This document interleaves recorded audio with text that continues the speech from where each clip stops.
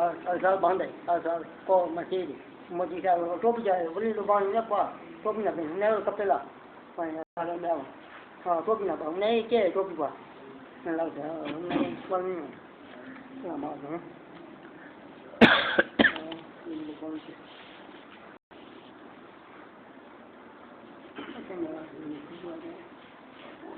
boleh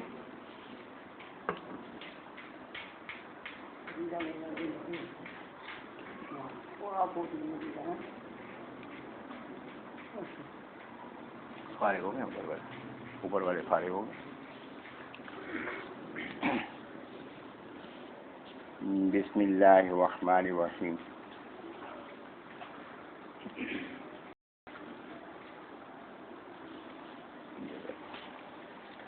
تیرہ لائنوں والا قرآن مجید صفحہ نمبر 487 سورۃ النور پارہ نمبر 18.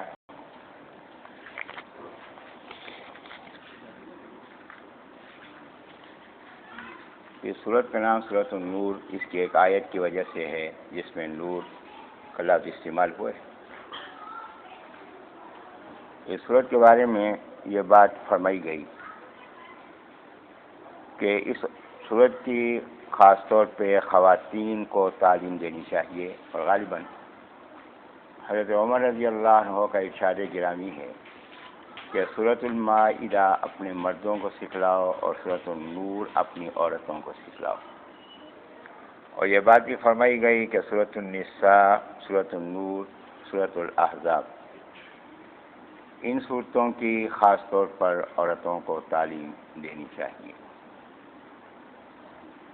تو اس صورت میں اللہ تبارک و تعالیٰ نے کچھ پردے کے بارے میں احکامات فرمائے ہیں، کچھ پاک دامنی اور عفت کا ذکر فرمایا ہے، اور خاص طور پہ حضرت عائشہ رضی اللہ عنہا پہ جو تہمت لگی ہے اس کا ذکر اس کے اندر موجود ہے.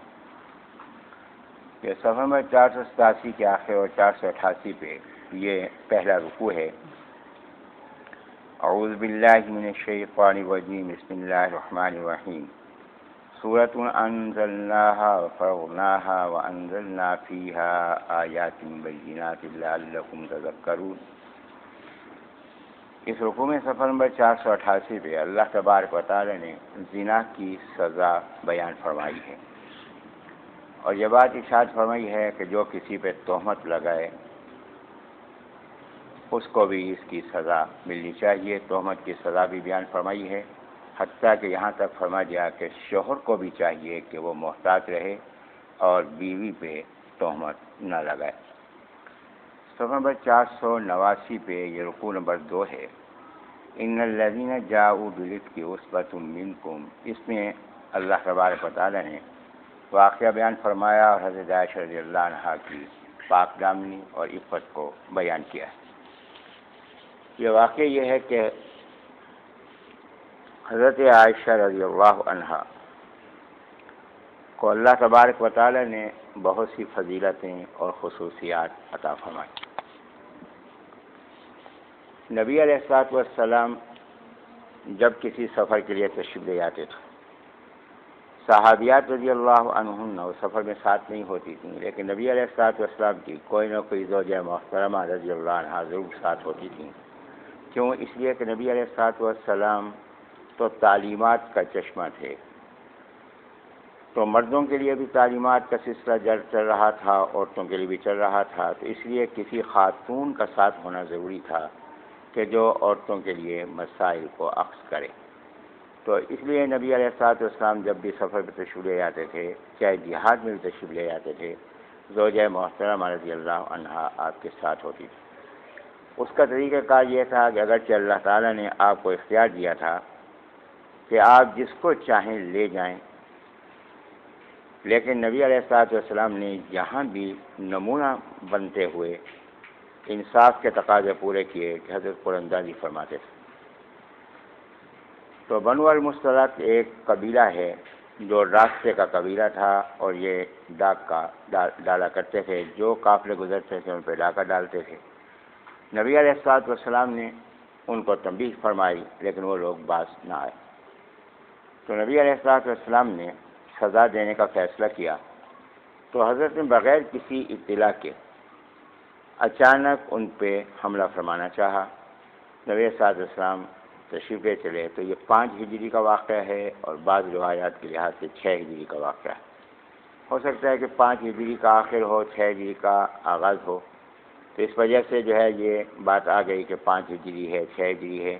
تو بہرحال اگر 5 ہجری ہے تو 5 ہجری کا آخری حصہ ہے، اگر 6 ہجری ہے تو 6 ہجری کا آغاز کا حصہ ہے۔ تو نبی علیہ السلام تشریف لے گئے تو اس سفر میں حضرت عائشہ رضی اللہ عنہا کی نسبت سے 2 واقعہ ہوئے۔ حضرت عائشہ رضی اللہ عنہا ایک ہودج پہ سوار تھیں، کہ ہودج یہ کہ یہ ایک ڈولی تھی جس کے پردے بھی تھے اور پردے لٹکا دیے جاتے تھے۔ تو حضرت عائشہ رضی اللہ عنہا اس میں تشریف فرما ہوتی تھیں، یہ ہودج جو ہے یہ خیمے میں رکھ دی جاتی تھی۔ حضرت عائشہ رضی اللہ عنہا اس میں تشریف فرما ہو جاتی تھیں، تو پھر جو اٹھانے والے تھے جن کی ڈیوٹی ہوتی تھی اٹھا کے ان کو اونٹ پہ رکھ دیتے تھے، اور جہاں رکنا ہوتا تھا تو اونٹ سے یہ ہودج اتاری جاتی اور اس کو آ کے خیمے میں رکھ دیتے تھے، اور حضرت عائشہ رضی اللہ عنہا اس سے باہر خیمے میں تشریف لے آتی تھیں۔ تو یہ اس کے پردے گرے ہوئے ہوتے تھے، تو یہ پردے کا حکم آ چکا تھا، 5 ہجری میں پردے کا حکم آیا ہے۔ تو اس سفر میں حضرت عائشہ رضی اللہ عنہا جب تشریف لے جانے لگیں تو انہوں نے اپنی ہمشیرہ حضرت اسماء رضی اللہ عنہا سے فرمایا کہ تم مجھے اپنا ہاتھ جو ہے وہ عاریتاً دے دو، کہ واپسی پہ میں تمہیں دے دوں گی۔ تو حضرت اسماء رضی اللہ عنہا سے یہ ہار لے کر چلی ہیں۔ اور یہاں ہار کے حوالے سے ایک بات گزارش کر دوں کہ بخاری شریف میں اس کے لیے جو لفظ استعمال ہوا ہے ہار کے لیے وہ ہے قلادہ۔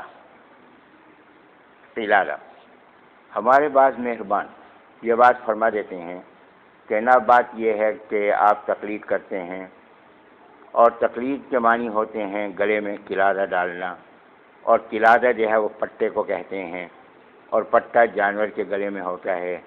اللہ نے آپ کو انسان بنایا اور آپ جو ہے وہ پٹا گلے میں ڈال دیتے ہیں، تو اپنی انسانیت کو آپ حیوانیت میں لے آتے ہیں، یہ بات مناسب نہیں۔ تو اس وقت تفصیل کی گنجائش تو نہیں ہے کہ موضوع پہ تو گفتگو نہیں کی جا سکتی، لیکن اتنی بات عرض ہے کہ قلادہ اگر جانور کے گلے میں ہو تو وہ پٹا ہے، اگر انسان کے گلے میں ہو تو زینتی ہار ہے۔ تو عائشہ رضی اللہ عنہا کے گلے میں یہ زینتی ہار تھا، تو یہاں تو تصور بھی نہیں ہو سکتا قلادہ کے دوسرے معنی کا۔ تو یہ لفظ جو ہے یہ نسبتوں سے لفظوں کے معنی بدلا کرتے ہیں۔ دیکھیے میں ایک مثال عرض کرتا ہوں کہ آپ اللہ تبارک و تعالیٰ کا ذکر کر رہے ہوں، اور ذکر کرتے ہوئے اللہ تعالیٰ کی صفات بیان فرما رہے ہوں کہ متکبر یا متکبر یا متکبر، آپ کا اجر بڑھ رہا ہے۔ اگر آپ کسی انسان کو کہہ دیں متکبر تو آپ کا گلا دبا دیں، کہ متکبر اگر اللہ کی طرف نسبت کی جائے تو یہ صفت ہے، اگر متکبر کی نسبت مخلوق کی طرف کی جائے تو یہ عیب ہے۔ تو آپ کسی کو متکبر کہیں گے تو اس کے لیے یہ عیب ہے۔ اللہ تبارک و تعالیٰ سے آپ کہیں اللہم صلی صلی، تو اس کے معنی ہے کہ اے اللہ کہ تو رحمت اتار، اور اگر اللہ تعالیٰ ہم سے فرمائے فصلی لربک وانحر صلی، تو یہاں معنی ہوں گے تو نماز پڑھ۔ اب اگر انسان اللہ سے کہے صلی تو معنی جو ہوں گے وہ یہ لے کہ تو نماز پڑھ، جی صلی کے معنی لغت میں تو ہے نماز پڑھ، تو یہ معنی یہاں مناسب نہیں ہوں گے۔ اللہ کی طرف نسبت کریں گے تو رحمت اتارنے کے معنی ہوں گے، مخلوق کی طرف نسبت کریں گے انسان کی طرف اس کے معنی نماز پڑھنے کے ہوں گے۔ تو اسی طریقے سے قلادہ کی نسبت اگر جانور کی طرف ہوگی تو اس کے معنی پٹے کے ہوں گے، اور اگر اس کی نسبت انسان کی طرف ہوگی تو اس کے معنی زینتی ہار کے ہوں گے۔ تو تقلید کے معنی اپنے گلے میں ہار ڈالنے کے نہیں ہوتے، تقلید کے معنی ہے، تقلد کے معنی ہے اپنے گلے میں ہاتھ ڈالنا، تقلید کے معنی ہے دوسرے کے گلے میں ہاتھ ڈالنا۔ تو تقلید یہ ہے کہ ہم یہ ہاتھ ڈالتے ہیں کس کے گلے میں، فقیہ کے گلے میں ہاتھ ڈالتے ہیں کہ اللہ نے آپ کو اعزاز دیا ہے اور ہم آپ کی صلاحیتوں کا اعتراف کرتے ہیں، اور ان صلاحیتوں سے فائدہ اٹھانے کا اظہار کرتے ہیں کہ ہم آپ کی صلاحیتوں سے فائدہ اٹھائیں گے۔ تو یہ ہے تقلید کے معنی۔ تو بہرحال میں یہ کر رہا تھا کہ عائشہ رضی اللہ عنہا نے وہ قلادہ جو ہے وہ عاریتاً لیا، سفر میں تشریف لے گئیں۔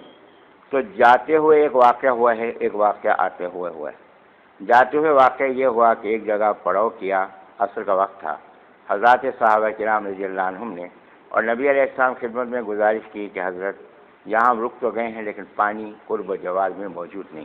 تو ظاہر ہے کہ اس دور کے اندر جو قافلے رکتے تھے ان مقامات پر رکتے تھے جہاں پانی ہوتا تھا۔ تو آج کیا کہ حضرت پانی نہیں، نبی علیہ الصلوۃ والسلام نے فرمایا کہ ٹھیک ہے پھر آگے چلیں۔ اب سامان جو ہے وہ لادا گیا سواریوں پہ، اور حضرت عائشہ رضی اللہ عنہا کی یہ ڈولی اتار کے خیمے میں رکھی جا چکی تھی۔ حضرت عائشہ رضی اللہ عنہا بعد تشریف فرما تھیں تو میرے سامنے فرمایا کہ جی چلیں آپ بیٹھیں اس میں ڈولی میں تو اٹھا کے رکھا جائے۔ تو انہوں نے ایسے گلے پہ ہاتھ ڈالا، فرمانے لگی کہ میرا ہار گر گیا ہے۔ اب وہ ہار تلاش فرمانے لگیں، کافی دیر تلاش کرتی رہیں، تھک گئیں، ہار نہیں ملا۔ نبی علیہ الصلوۃ والسلام جو ان کے ساتھ تعاون فرماتے رہے، تلاش کراتے رہے۔ اس سے یہ بات معلوم ہوئی کہ اگر نبی علیہ الصلوۃ والسلام عالم الغیب ہوتے تو حضرت کو تلاش کرانے کی ضرورت نہ تھی، حضرت فوراً فرما دیتے کہ یہ ہاتھ فلاں جگہ پر ہے۔ لیکن اللہ تبارک و تعالیٰ جس بات کی خبر دیتے ہیں وہ بات ہمیں اس طرح فرماتے ہیں، اور جس بات کی اللہ تعالیٰ خبر نہیں دیتے تو وہ پھر وہ بات نہیں فرماتے۔ تو حضرت عائشہ رضی اللہ عنہا تھک ہار کر ایسے بیٹھ گئیں۔ نبی علیہ الصلوۃ والسلام نے ان کی گود مبارک میں سر مبارک رکھا اور حضرت کو نیند آ گئی۔ اب قافلہ پورا تیار کھڑا ہوا ہے، تو لوگوں نے حضرت ابوبکر صدیق رضی اللہ عنہ سے کہا کہ حضرت یہ آپ کی بیٹی کی وجہ سے یہ سارا قافلہ رکا ہوا ہے۔ تو ابوبکر صدیق رضی اللہ عنہ کو یہ بات شدت سے محسوس ہوئی کہ میری بیٹی کی وجہ سے یہ سارے کے سارے لوگ پریشانی کی حالت میں ہیں، اس لیے کہ پانی کی ضرورت تھی کہ نماز پڑھنی تھی، عصر کی نماز کا وقت ہے اور نماز کا وقت تنگ ہو رہا تھا، پانی چاہیے تھا، استنجا لوگوں نے کرنا تھا، پھر یہ ہے کہ وضو کی ضرورت تھی، اور اس کے بعد پھر یہ کہ کھانا پکانے کے لیے بھی پانی کی ضرورت تھی، سارے دن کے چلے ہوئے تھے، تھکے ہوئے تھے، جہاد کے لیے سفر تھا، تو اب پڑاؤ کر رہے ہیں تو کھانا بھی چاہیے تھا، تو اب پریشانی کی کیفیت تھی۔ تو ابوبکر صدیق رضی اللہ عنہ غصے کی حالت میں خیمے میں تشریف لائے، اور اپنی بیٹی کو جب اس حالت میں بیٹھے ہوئے دیکھا تو انہوں نے یہ پسلیوں کے نیچے جو یہ خالی جگہ ہے اس پہ زور زور سے ہاتھ مارے۔ حضرت عائشہ رضی اللہ عنہا فرماتی ہیں کہ تکلیف تو مجھے ہو رہی تھی، لیکن میں اپنے جسم کو قابو میں رکھے ہوئے تھی کہ حرکت نہ ہو، نبی علیہ الصلوۃ والسلام بھی آرام نہ ہو۔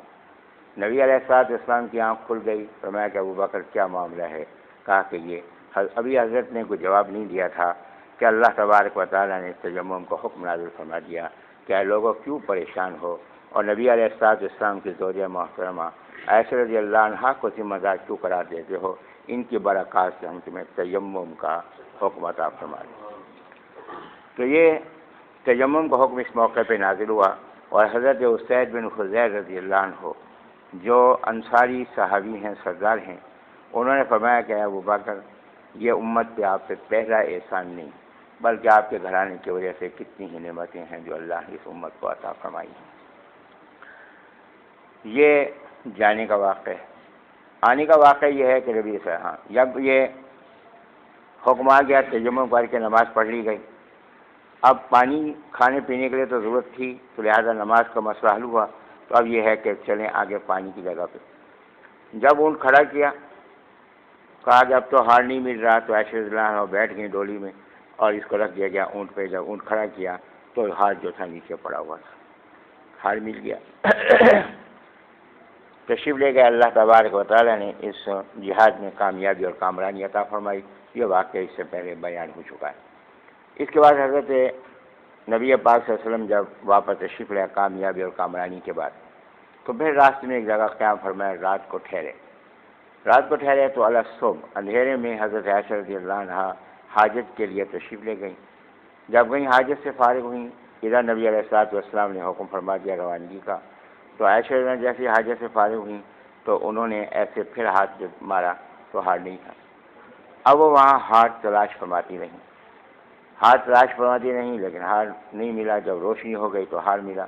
اب ہار لے کے جب وہ واپس تشریف لائی ہیں اس مقام پر جہاں سے تشریف لے گئی تھی اپنے خیمے کی جگہ پہ، وہاں تو خیمہ ہی نہیں تھا۔ نبی علیہ الصلوۃ والسلام تو سفر فرما چکے تھے، روانہ ہو چکے تھے۔ کیونکہ عائشہ رضی اللہ عنہا ہلکی پھلکی تھیں، تو کپڑے جب پردے لٹکا دیے جاتے تھے تو اٹھانے والے اٹھاتے تھے تو بوجھ محسوس نہیں ہوتا تھا۔ 4 آدمی اٹھانے والے ہوتے تھے تو بوجھ محسوس نہیں ہوتا تھا۔ تو انہوں نے سمجھا کہ حضرت عائشہ اس میں بیٹھی ہوئی ہیں، اٹھا کے ان پہ رکھ دیا۔ قافلہ روانہ ہو گیا۔ اب عائشہ رضی اللہ عنہا نے سوچا کہ اگر میں نبی علیہ الصلوۃ والسلام کے پیچھے یہاں سے جاتی ہوں تو معلوم نہیں کہ حضرت کو آگے جہاں جا کے معلوم ہو اور حضرت جو ہے کسی کو بھیجیں تو کسی راستے سے آئے، کیونکہ اس زمانے میں سڑکوں کا نظام تو نہیں تھا، یہ کچے راستے ہوتے تھے، تو اس لیے بہتر یہی ہے کہ مجھے یہیں انتظار کرنا چاہیے۔ حضرت عائشہ رضی اللہ عنہا وہاں تشریف فرما ہو گئیں۔ نبی علیہ الصلوۃ والسلام کی حکمت عملی اور تدبیر یہ تھی کہ حضرت نے ایک صحابی حضرت صفوان بن معطل، یہ قبیلہ بنو سلم کے تھے، بزرگ تھے، بہت ہی قابل احترام تھے، حضرات صحابہ کرام میں بڑے ہی تقوی والے تھے۔ ویسے تو ہر صحابی رضی اللہ عنہ تقوی میں بے مثال ہے، تو بعض حضرات جو تھے وہ زیادہ ممتاز تھے۔ تو صفوان بن معطل رضی اللہ عنہ، جن کے بارے میں مخالفین بھی کہتے تھے کہ یہ انتہائی پاک باز ہیں، تو یہ صفوان بن معطل رضی اللہ عنہ کا حضرت نے مقرر کیا ہوا تھا کہ ہمارے روانہ ہونے کے اتنی دیر کے بعد تم نے چلنا ہے، اور جہاں قافلہ ٹھہرا ہو اس جگہ کا پورا جائزہ لینا ہے کہ کوئی آدمی کوئی چیز بھول گیا ہو، کوئی چیز رہ گئی ہو تو وہ پیچھے سے تم نے لیتے ہوئے آنا ہے تاکہ نقصان نہ ہو۔ تو یہ حکمت عملی تھی، نبی علیہ الصلوۃ والسلام کی تدبیر تھی۔ حضرت صفوان بن معطل رضی اللہ عنہ اسی نسبت سے روانہ ہوئے۔ جب روانہ ہوئے تو دیکھا کہ سامنے ایک گٹھری پڑی ہوئی ہے کہ عائشہ رضی اللہ عنہا جب اکیلی بیٹھی تھی انتظار میں، تو ظاہر ہے کہ پھر نیند ہی ان کو آ گئی، تو نیند کی حالت میں چلی گئی۔ تو حضرت صفوان بن معطل رضی اللہ عنہ جب قریب پہنچے تو انہوں نے حضرت عائشہ رضی اللہ عنہا کو پردے کے احکامات نازل ہونے سے پہلے کیونکہ دیکھا ہوا تھا، تو جیسی نظر پڑی ان کے چہرے پہ فوراً اونچی آواز سے انا للہ و انا الیہ راجعون پڑھا۔ تو انا للہ و انا راجعون تو کسی بھی نقصان پہ پڑھا جاتے ہیں، لیکن اونچی آواز سے اس لیے پڑھا کہ تاکہ وہ سن لیں۔ تو حضرت عائشہ رضی اللہ عنہ نے جیسی آواز سنی بیدار ہوئی، تو سب سے پہلا کام جو انہوں نے کیا وہ اپنا چہرہ چھپایا۔ اس سے معلوم ہو گئی یہ بات کہ جو لوگ کہتے ہیں کہ چہرے کا پردہ نہیں ہے، ان کو یہ بات معلوم ہونی چاہیے کہ اگر چہرے کا پردہ نہیں تھا تو عائشہ رضی اللہ عنہا ام المومنین تھی، انہیں چہرہ چھپانے کی ضرورت نہ تھی۔ سب سے پہلے چہرہ چھپایا۔ صفوان بن معطل رضی اللہ عنہ نے اونٹ بٹھا دیا۔ اونٹ بٹھانے کے بعد پیٹھ پھیر کے کھڑے ہو گئے، اس طرح رخ نہیں کیا۔ تو حضرت عائشہ رضی اللہ عنہا اشارہ سمجھ گئیں، وہ اونٹ کے سوار ہو گئی۔ اب یہ آگے آگے چلے اور صفوان بن معطل رضی اللہ عنہ اتنی احتیاط فرمائی کہ خود اونٹ پہ سوار نہیں ہوئے، پیدل چلتے رہے۔ جب پیدل چلتے رہے، نبی علیہ السلام نے دوپہر کو ایک جگہ پہ پڑاؤ فرمایا۔ جب حضرت نے پڑاؤ فرمایا تو دیکھا کہ عائشہ رضی اللہ عنہا تو اس میں ڈولی میں نہیں تھیں۔ اب کیا کیا جائے؟ تو اس اثنا میں حضرت صفوان بن معطل رضی اللہ عنہ پیچھے تشریف لا رہے تھے اور عائشہ رضی اللہ عنہا اونٹ پر بیٹھی ہوئی تھیں۔ تو عبداللہ بن ابی رئیس المنافقین بھی اس سفر میں حضرت کے ساتھ تھا، اور اس کا طریقہ کار یہ تھا کہ جہاد میں ساتھ چلتا تھا لیکن اپنے ساتھیوں کے ساتھ پڑاؤ ذرا فاصلے پہ کرتا تھا تاکہ ہنسی مذاق کا ماحول رہے اور طنز و استہزاء سے اپنے دل کی بھڑاس نکالتے رہیں۔ تو اس وقت اس سفر میں بھی اسی طرح سے وہ پیچھے تھا۔ تو سب سے پہلے اس نے دیکھا، اس نے دیکھتے ہی کہا کہ یہ تجاہل عارفانہ، یعنی جان بوجھ کے نواقع بنتے ہوئے پوچھا کہ یہ کون ہے جو اوپر ہے۔ اب پتہ تو تھا کہ اس سفر میں خاتون تو نبی علیہ السلام کی زوجہ محترمہ رضی اللہ عنہ کے سوا کوئی نہیں، لیکن کہا کہ یہ کون ہے؟ تو جو اس کے ساتھی نے کہا کہ یہ تو عائشہ رضی اللہ عنہا ہیں۔ کہنے کہ ہاں کہ جوان عورت ہو اور اکیلا مرد ہو اور تنہی میسر ہو، گناہ سے بچنا ممکن تو نہیں، لیکن نبی کی بیوی ہے اس لیے ہم کہہ بھی کچھ نہیں سکتے۔ اب یہ نہ کہتے ہوئے اس نے ایک شوشہ چھوڑ دیا۔ اب یہ شوشہ منافقین میں چل پڑا، تو نبی علیہ الصلوۃ والسلام تک وہ پہنچی۔ اس کے بعد جو مدینہ منورہ تشریف لائیں تو یہ شوشہ منافقین میں تو چلتا رہا، اور ایمان والوں میں بھی کچھ افراد تھے جو اس پروپیگنڈے سے متاثر ہوئے۔ نبی علیہ الصلوۃ والسلام کی توجہ حضرت عائشہ رضی اللہ عنہا سے کم ہو گئی۔ عائشہ رضی اللہ عنہا کو کوئی معلوم نہیں کہ معاملہ کیا ہے، لیکن یہ محسوس فرماتی تھی کہ حضرت کی توجہ کچھ کم ہو گئی۔ تو ایک دن عرض کیا کہ حضرت اگر آپ مجھے اجازت دیں، کیونکہ آپ کی توجہ کچھ کم ہو گئی ہے، تو اگر آپ مجھے اجازت دیں تو میں کچھ دن میکے گزار لوں۔ تو حضرت نے فرمایا کہ ٹھیک ہے، میکے چلی گئی۔ تو حضرت عائشہ رضی اللہ عنہا میکے چلی گئی۔ اب میکے چلی گئی، وہاں بھی کسی نے بات نہیں کی ان سے، بات چلتی رہی۔ نبی علیہ الصلوۃ والسلام صحابہ رضی اللہ عنہ سے پوچھتے تھے کہ مجھے مشورہ دو کہ کیا کرنا چاہیے. جس سے بھی پوچھتے تھے علیحدگی میں پوچھتے تھے سب کہتے تھے کہ حضرت کہ عائشہ رضی اللہ عنہا میں ایسی کوئی بات نہیں. نبی علیہ الصلوۃ والسلام نے ان کے خادمہ سے پوچھا تو انہوں نے عجیب تبصرہ کیا. انہوں نے کہا کہ یہ بات تو میں کہتی ہوں کہ گھریلو زندگی میں وہ زیادہ ذمہ دار نہیں ہیں. آٹا ہے چھوڑ دیتی ہیں, دودھ ہے ایسے رکھ دیتی ہیں, تو گھر کی چیزوں میں اتنی احتیاط نہیں فرماتی کیونکہ عمر اتنی نہیں تھی. جب نبی اسلام دنیا سے تشریف لے گیا تو اس وقت ان کی عمر جو تھی 18 سال کی تھی, تو لہٰذا یہ چھٹی ہجری میں تو 14-15 سال کی ان کی عمر بنتی ہے, 15-16 سال کی. تو کہا کہ یہ اس گھر کے معاملے میں تو پرواہ نہیں, تو اللہ نے تو ان کا علم کے لیے دین کے لیے چنا تھا, اور اس لیے حضرات علماء نے فرمایا کہ آج جتنے احکام اور مسائل اس امت کے اندر موجود ہیں تو اس کا 1/3 حصہ عائشہ رضی اللہ عنہا سے مروی ہے.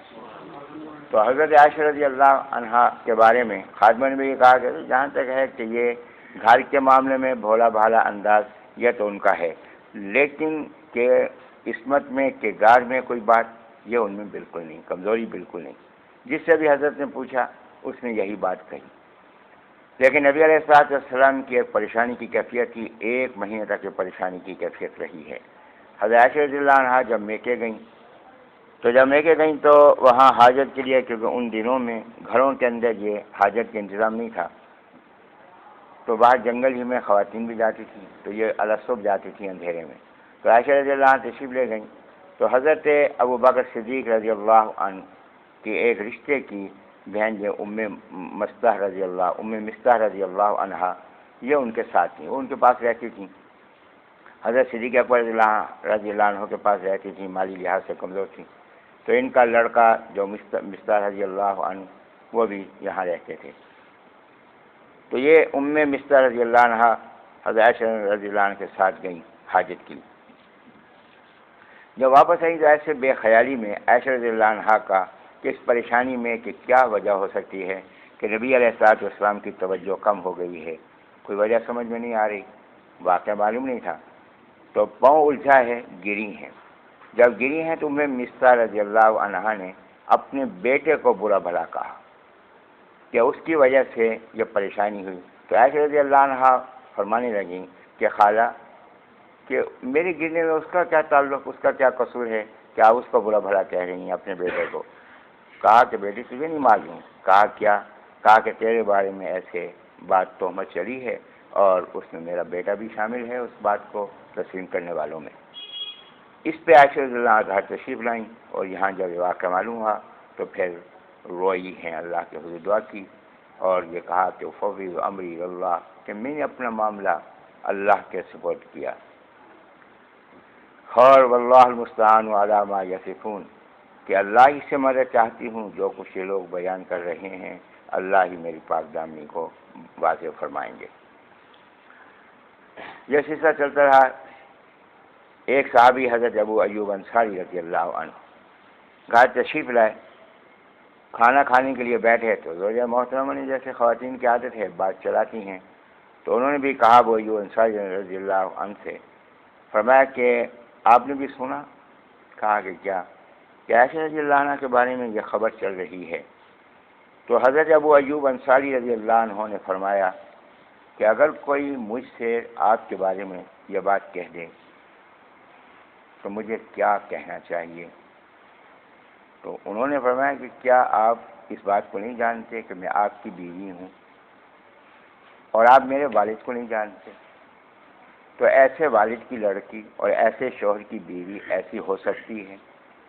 تو ابو ایوب انصاری نے جواب میں فرمایا کہ تیرے بارے میں اگر کوئی مجھ سے کہے تو مجھے تو نہیں ماننی چاہیے اس کی بات.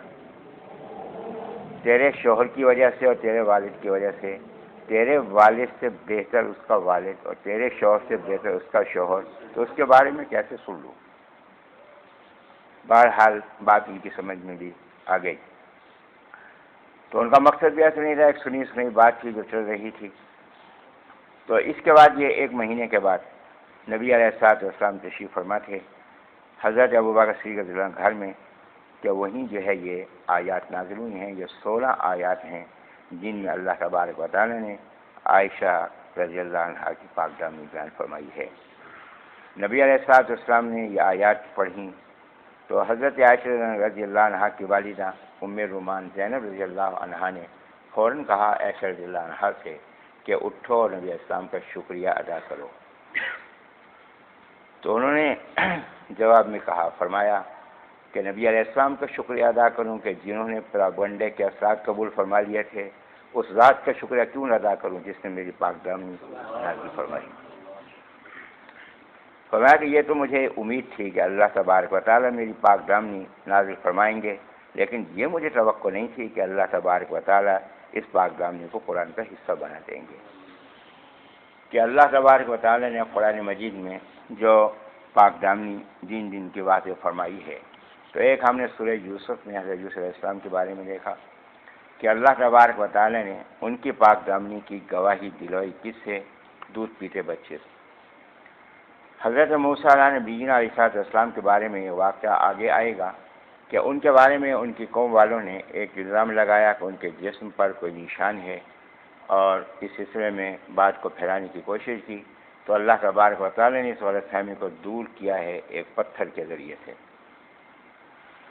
حضرت مریم رضی اللہ عنہا کے بارے میں بدگمانی پیدا ہوئی. اللہ تبارک و تعالیٰ نے ان کی عفت اور پاک دامنی کو واضح کیا حضرت عیسیٰ علیہ السلام سے جو دودھ پیتے بچے تھے. اور جب نبی علیہ السلام کی زوجہ محترمہ رضی اللہ عنہا کے بارے میں یہ بدگمانی پیدا کرنے کی کوشش کی گئی تو اللہ تبارک و تعالیٰ نے کسی مخلوق کے ذریعے سے پاک دامنی بیان نہیں کی، خود خالق کائنات نے اپنے کلام سے ان کی پاک دامنی کو واضح فرمایا.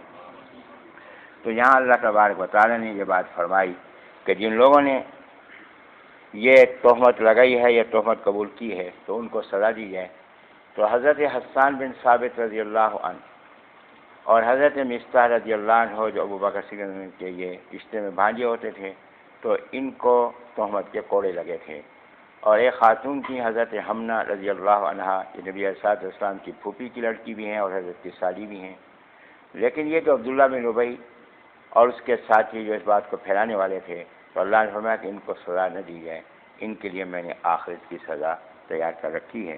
اور یہاں اللہ تعالیٰ نے فرمایا کہ دیکھو کہ عام ضابطے کے لحاظ سے بھی ایمان والوں کو یہ بات نہیں ماننی چاہیے تھی کہ جیسے ایمان والوں نے سنا، کیونکہ 4 گواہ موجود نہیں، تو اس لیے ایمان والوں کو اس بات کو قبول نہیں کرنا چاہیے تھا.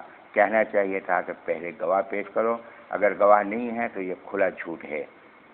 لیکن فرمایا صفحہ 490 پہ فرمایا کہ حضرت عائشہ رضی اللہ عنہ کے بارے میں تو تمہیں اس کا تصور بھی نہیں ہونے چاہیے تھا. تم اس بات کو معمولی سمجھ رہے ہو، لیکن اللہ کے نزدیک یہ بہت بڑی بات ہے اور عذاب کا ذریعہ ہے، موجب ہے.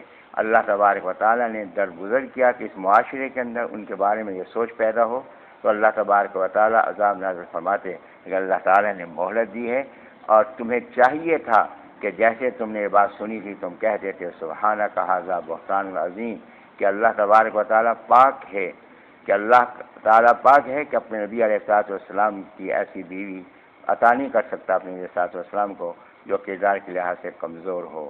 تو ان کے بارے میں بات کو ماننا یہ اللہ تبارک و تعالیٰ پر نعوذ باللہ من ذالک اس کی عظمت اور اس کے تقدس پر اعتراض ہے. فرمایا کہ سنتے ہی ایمان والوں کو کہنا چاہیے تھا کہ یہ تو بہت بڑا بہتان ہے. اور فرمایا کہ اللہ تعالیٰ تمہیں نصیحت کرتے ہیں اگر ایمان والے ہو تو آج کے بعد اس بات کو اپنی زبان پہ مت لانا. اور جو بد نصیب آج بھی حضرت عائشہ رضی اللہ عنہا کے بارے میں اپنی زبان اور قلم کھولے ہوئے ہیں، تو ظاہر ہے کہ ان کے کافر ہونے میں کیا شک ہو سکتا ہے. اس کے بعد صفحہ نمبر 490 پہ اللہ تبارک و تعالی نے فرمایا کہ رکوع نمبر 3 ہے کہ اے ایمان والوں کے شیطان کی پیروی مت کرو. اور صفحہ نمبر 491 پہ اللہ تبارک و تعالی نے فرمایا ولا یأتل اولو الفضل منکم والسعۃ. اس میں ایک بڑی اہم بات قابل توجہ. یہ مصطح رضی اللہ عنہ یہ مہاجر صحابی جب حضرت ابو بکر صدیق رضی اللہ عنہ کو معلوم ہوا مصطح رضی اللہ عنہ کو کوڑے لگے، تو حضرت ابو بکر رضی اللہ عنہ کو معلوم ہوا کہ یہ میرا بھانجا جس کو میں باقاعدہ ماہانہ وظیفہ دیتا ہوں، اس کے باوجود اس نے یہ کیا کہ میری بیٹی کے بارے میں اس بات کو قبول کیا. تو حضرت کے دل میں ایک رنجش کی کیفیت پیدا ہوئی اور حضرت نے یہ فیصلہ فرمایا کہ میں آئندہ اس کی مالی معاملت نہیں کروں گا. اللہ تبارک و تعالی نے یہ آیت نازل فرمائی، فرمایا کہ جو فضیلت والے اور وسعت والے ہیں ان کو چاہیے کہ مہاجرین پہ جو اللہ کے راستے میں ہجرت کرنے والے ہیں ان پر خرچ کرنے کے بارے میں قسم نہ اٹھائیں۔ فرمایا کیا وہ نہیں چاہتے وہ درگزر کریں، اس کو نظر انداز کریں، معاف کریں؟ کیا وہ اس بات کو پسند نہیں کرتے کہ اللہ ان کی بخشش فرما دے؟ تو ابو بکر رضی اللہ عنہ نے جب یہ آیت سنی تو حضرت نے فرمایا کہ میں اس بات کو پسند کرتا ہوں کہ اللہ میری بخشش فرمائے، لہذا میں اپنے عہد کو توڑتا ہوں، اس کا کفارہ بھی ادا کرتا ہوں، اور جتنا میں دیا کرتا تھا اس کو بھی 2 گنا کرتا ہوں۔ یہ تو حضرت کی عظمت ہے۔ یہاں ایک بات اور ہے جو میں قواعد کے لحاظ سے واضح کرنا چاہ رہا ہوں کہ اولو جو ہے یہ جمع کے لیے استعمال ہوتا ہے عربی میں، صاحب جو ہے یہ واحد کے لیے استعمال ہوتے ہیں۔ تو اولو الالباب عقلوں والے، والا نہیں، اولو جو ہے یہ جمع کے لیے استعمال ہوتے ہیں۔ تو یہاں اللہ تبارک و تعالیٰ نے فرمایا کہ اولو الفضل، فضیلت والے، والا نہیں کہا۔ تو ذکر ہے ابو بکر صدیق رضی اللہ عنہ کا، لیکن لفظ استعمال کیا جا رہا ہے جمع کا، جس میں یہ اشارہ فرمایا کہ فضیلت والوں کی جماعت کے برابر اکیلی فضیلت رکھنے والے ابو بکر صدیق رضی اللہ عنہ۔ تو اس سے حضرت کی فضیلت کا اظہار ہو رہا ہے۔ صفحہ نمبر 491 پہ اللہ تبارک و تعالیٰ نے یہ بات فرمائی، واضح فرما دی کہ ایمان والی عورتیں جو بھولی بھالی سادی عورتیں ہوں ان کے بارے میں جو تہمت لگائے گا اللہ کی طرف سے اس پر دنیا پہ بھی لعنت ہے اور آخرت میں بھی لعنت ہے۔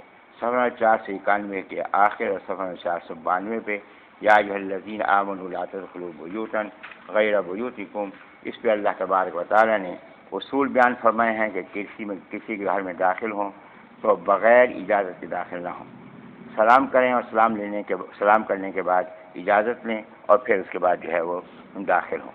اور اگر آپ کسی سے ملنا چاہتے ہیں اور وہ یہ کہہ دے کہ اس وقت میں فارغ نہیں ہوں، تو اگر وہ اجازت نہ دے تو تمہارے لیے بہتر ہے کہ واپس چلے جائیں، یہی تمہارے لیے بہتر ہے۔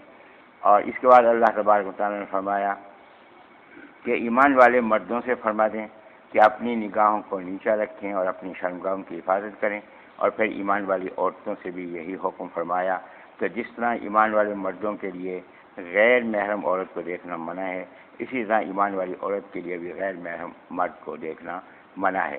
اس بار اللہ تبارک و تعالیٰ نے یہاں یہ بات فرمائی کہ عورتوں کو چاہیے کہ یہ خمار کا استعمال کریں۔ خمار جو ہے یہ چادر کو کہتے ہیں جس سے جسم کا اوپر کا حصہ ڈھانپا جاتا ہے۔ اور پھر فرمایا کہ اپنی زینت کو ظاہر نہ کریں غیر محرموں کے سامنے، اور اللہ تبارک و تعالیٰ نے اس مقام پہ محرموں کا ذکر فرمایا کہ کون کون سے محرم ہیں۔ اور زینت سے مراد کیا ہے؟ لباس، چہرہ اور ہاتھ، زیورات، 4 چیزیں، ہاتھ، چہرہ، زیورات اور لباس، یہ صرف اپنے محرموں کے سامنے ظاہر کر سکتے ہیں۔ تو جب چہرہ، ہاتھ، لباس اور زیورات سے محرموں کے سامنے ظاہر کر سکتے ہیں، تو اس سے معلوم ہوا کہ غیر محرم سے چہرہ بھی چھپائیں گے، غیر محرم سے زیور بھی چھپائیں گے، غیر محرم سے اپنا لباس بھی چھپائیں گے۔ تو یہ لمبی چادر کا استعمال ہوگا، اور آج اس کی شکل برقعے کی شکل ہے۔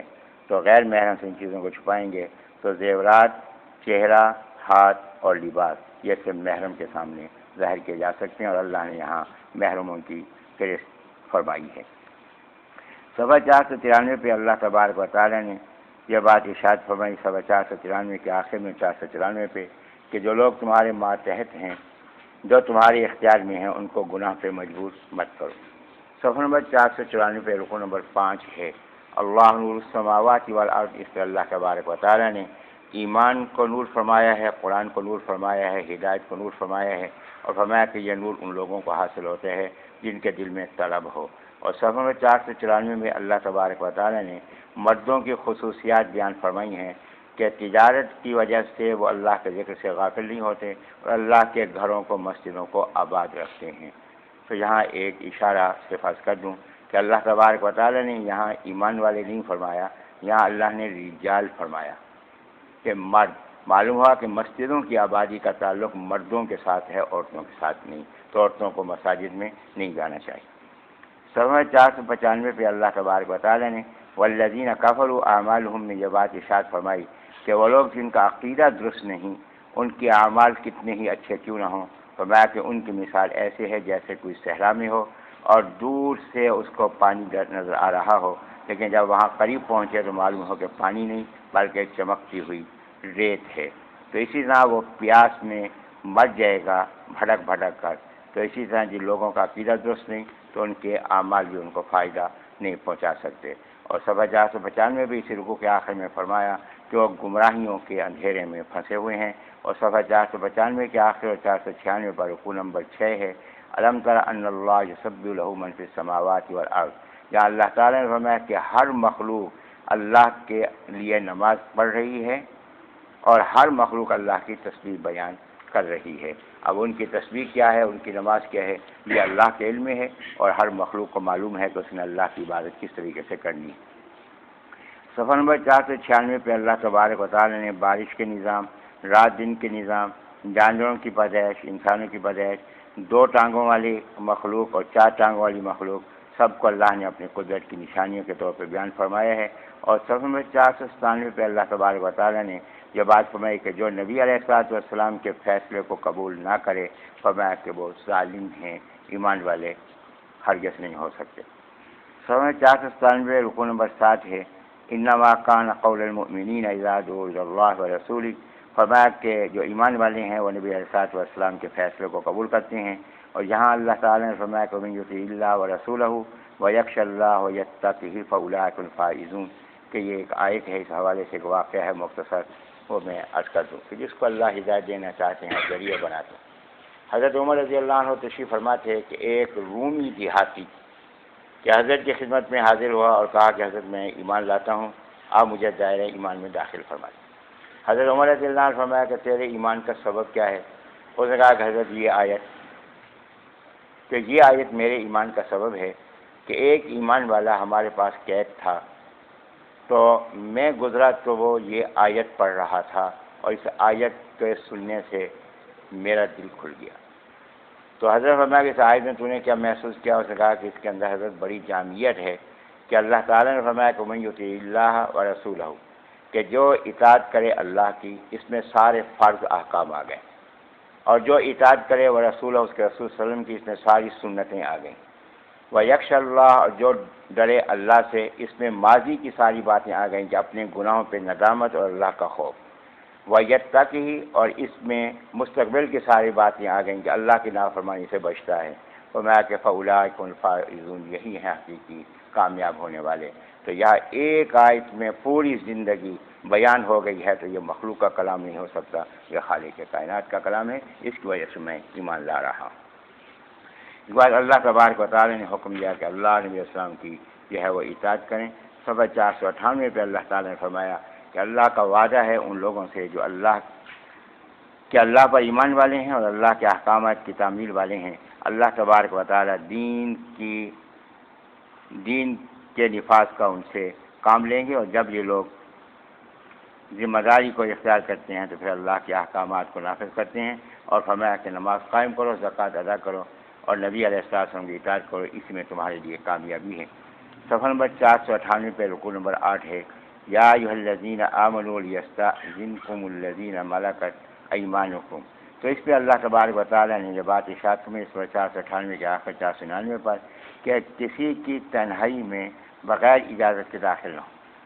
کہ کوئی آدمی سویا ہوا ہے اور ہم وہاں جائیں تو ہو سکتا ہے کہ کپڑے کی حالت ایسی ہو جو مناسب نہ ہو. تو اس لیے احتیاط ہے کہ بے تکلفی سے کسی کے سونے کی جگہ پہ ایسے نہیں جانا چاہیے. اور صفحہ میں 499 پہ اللہ تبارک و تعالیٰ نے بوڑھی عورتوں کے بارے میں یہ فرمایا ہے کہ وہ زیب و زینت سے اجتناب کرنے والی ہوں. تو لہذا اگر پردے کا زیادہ اہتمام نہ کریں تو ایسی عورتیں جو نکاح کے مرحلے سے گزر چکی ہوں تو ان کے لیے قدر تخفیف ہے. صفحہ نمبر 499 کے آخر میں اور 500 پہ اللہ تبارک و تعالی نے فرمایا کہ ایک دوسرے کے گھر میں کھانا کھانے سے پرہیز نہ کی جائے، کہ جو عزیز و اقارب ہیں وہ ایک دوسرے کے گھر سے کھانا کھا سکتے ہیں. اور صفحہ نمبر 500 پہ اس رکوع کے آخر میں اللہ تعالی نے فرمایا کہ جب تم ایسی جگہ پہ داخل ہو جہاں کوئی موجود نہ ہو تو اس وقت اپنے آپ کو سلام کرو تاکہ سلام کی عادت برقرار رہے. تو آپ گھر میں تشریف لے گئے تو تالا آپ نے کھولا ہے اور وہاں پہلے کوئی موجود نہیں ہے تو سلام کرنا ہے تو السلام علینا وعلی عباد اللہ الصالحین. تو یہ کلمات جو ہے یہ ادا کریں گے. یہ سارے کہاں جاتے ہیں؟ دیکھو نیچے ڈیوٹی ہے نا، 2 لڑکے ڈیوٹی لیں، باقی اوپر بیٹھے. سورہ 500 پہ یہ رکوع نمبر 9 ہے. انما المؤمنون الذین آمنوا باللہ ورسولہ. اس پہ یہ بات فرمائی کہ دین کے کام میں اگر رکاوٹ آ جائے اور تقاضے غالب آنے لگیں تو اس کو بھی اپنی کوتاہی سمجھیں اور اللہ تعالیٰ سے استغفار کریں. اور سورہ 501 پہ اللہ تبارک و تعالیٰ نے بات ارشاد فرمائی کہ جو دین کے مخالف ہیں، دین کے دشمن ہیں، اللہ تبارک و تعالیٰ معمولی عذابوں سے یا حالات کی تبدیلی سے ان کو متوجہ کرتے رہتے ہیں، تنبیہ فرماتے رہتے ہیں، لیکن خوش نصیب ہیں جو اس تنبیہ سے فائدہ اٹھاتے ہیں. اور فرمایا کہ جو تنبیہ سے فائدہ نہیں اٹھاتے آخرت کا عذاب تو ان کے لیے یقینی ہے. اللہ تبارک و تعالیٰ ہر بات کا علم رکھنے والے ہیں اور قیامت میں ان کے تمام اعمال کی ان کو سزا دیں گے. صفحہ نمبر 501 پہ یہ سورۃ الفرقان ہے. تو فرقان کہتے ہیں حق اور باطل کو پوری طرح واضح کر دینے والی چیز، اور یہ قرآن مجید ہے.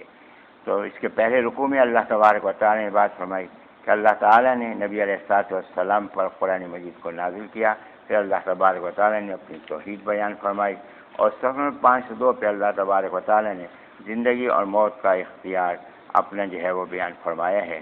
اور پھر فرمایا کہ لوگ نبی علیہ السلام کی نبوت کا انکار کرتے ہیں، اس بنیاد پر وہ کہتے ہیں کہ یہ رسول ہیں، یہ بشر ہیں، کھاتے پیتے ہیں، چلتے ہیں، اور نبی علیہ السلام کے ساتھ تو فرشتہ نازل ہونا چاہیے، اور اس قسم کے ان کے مطالبات ہیں.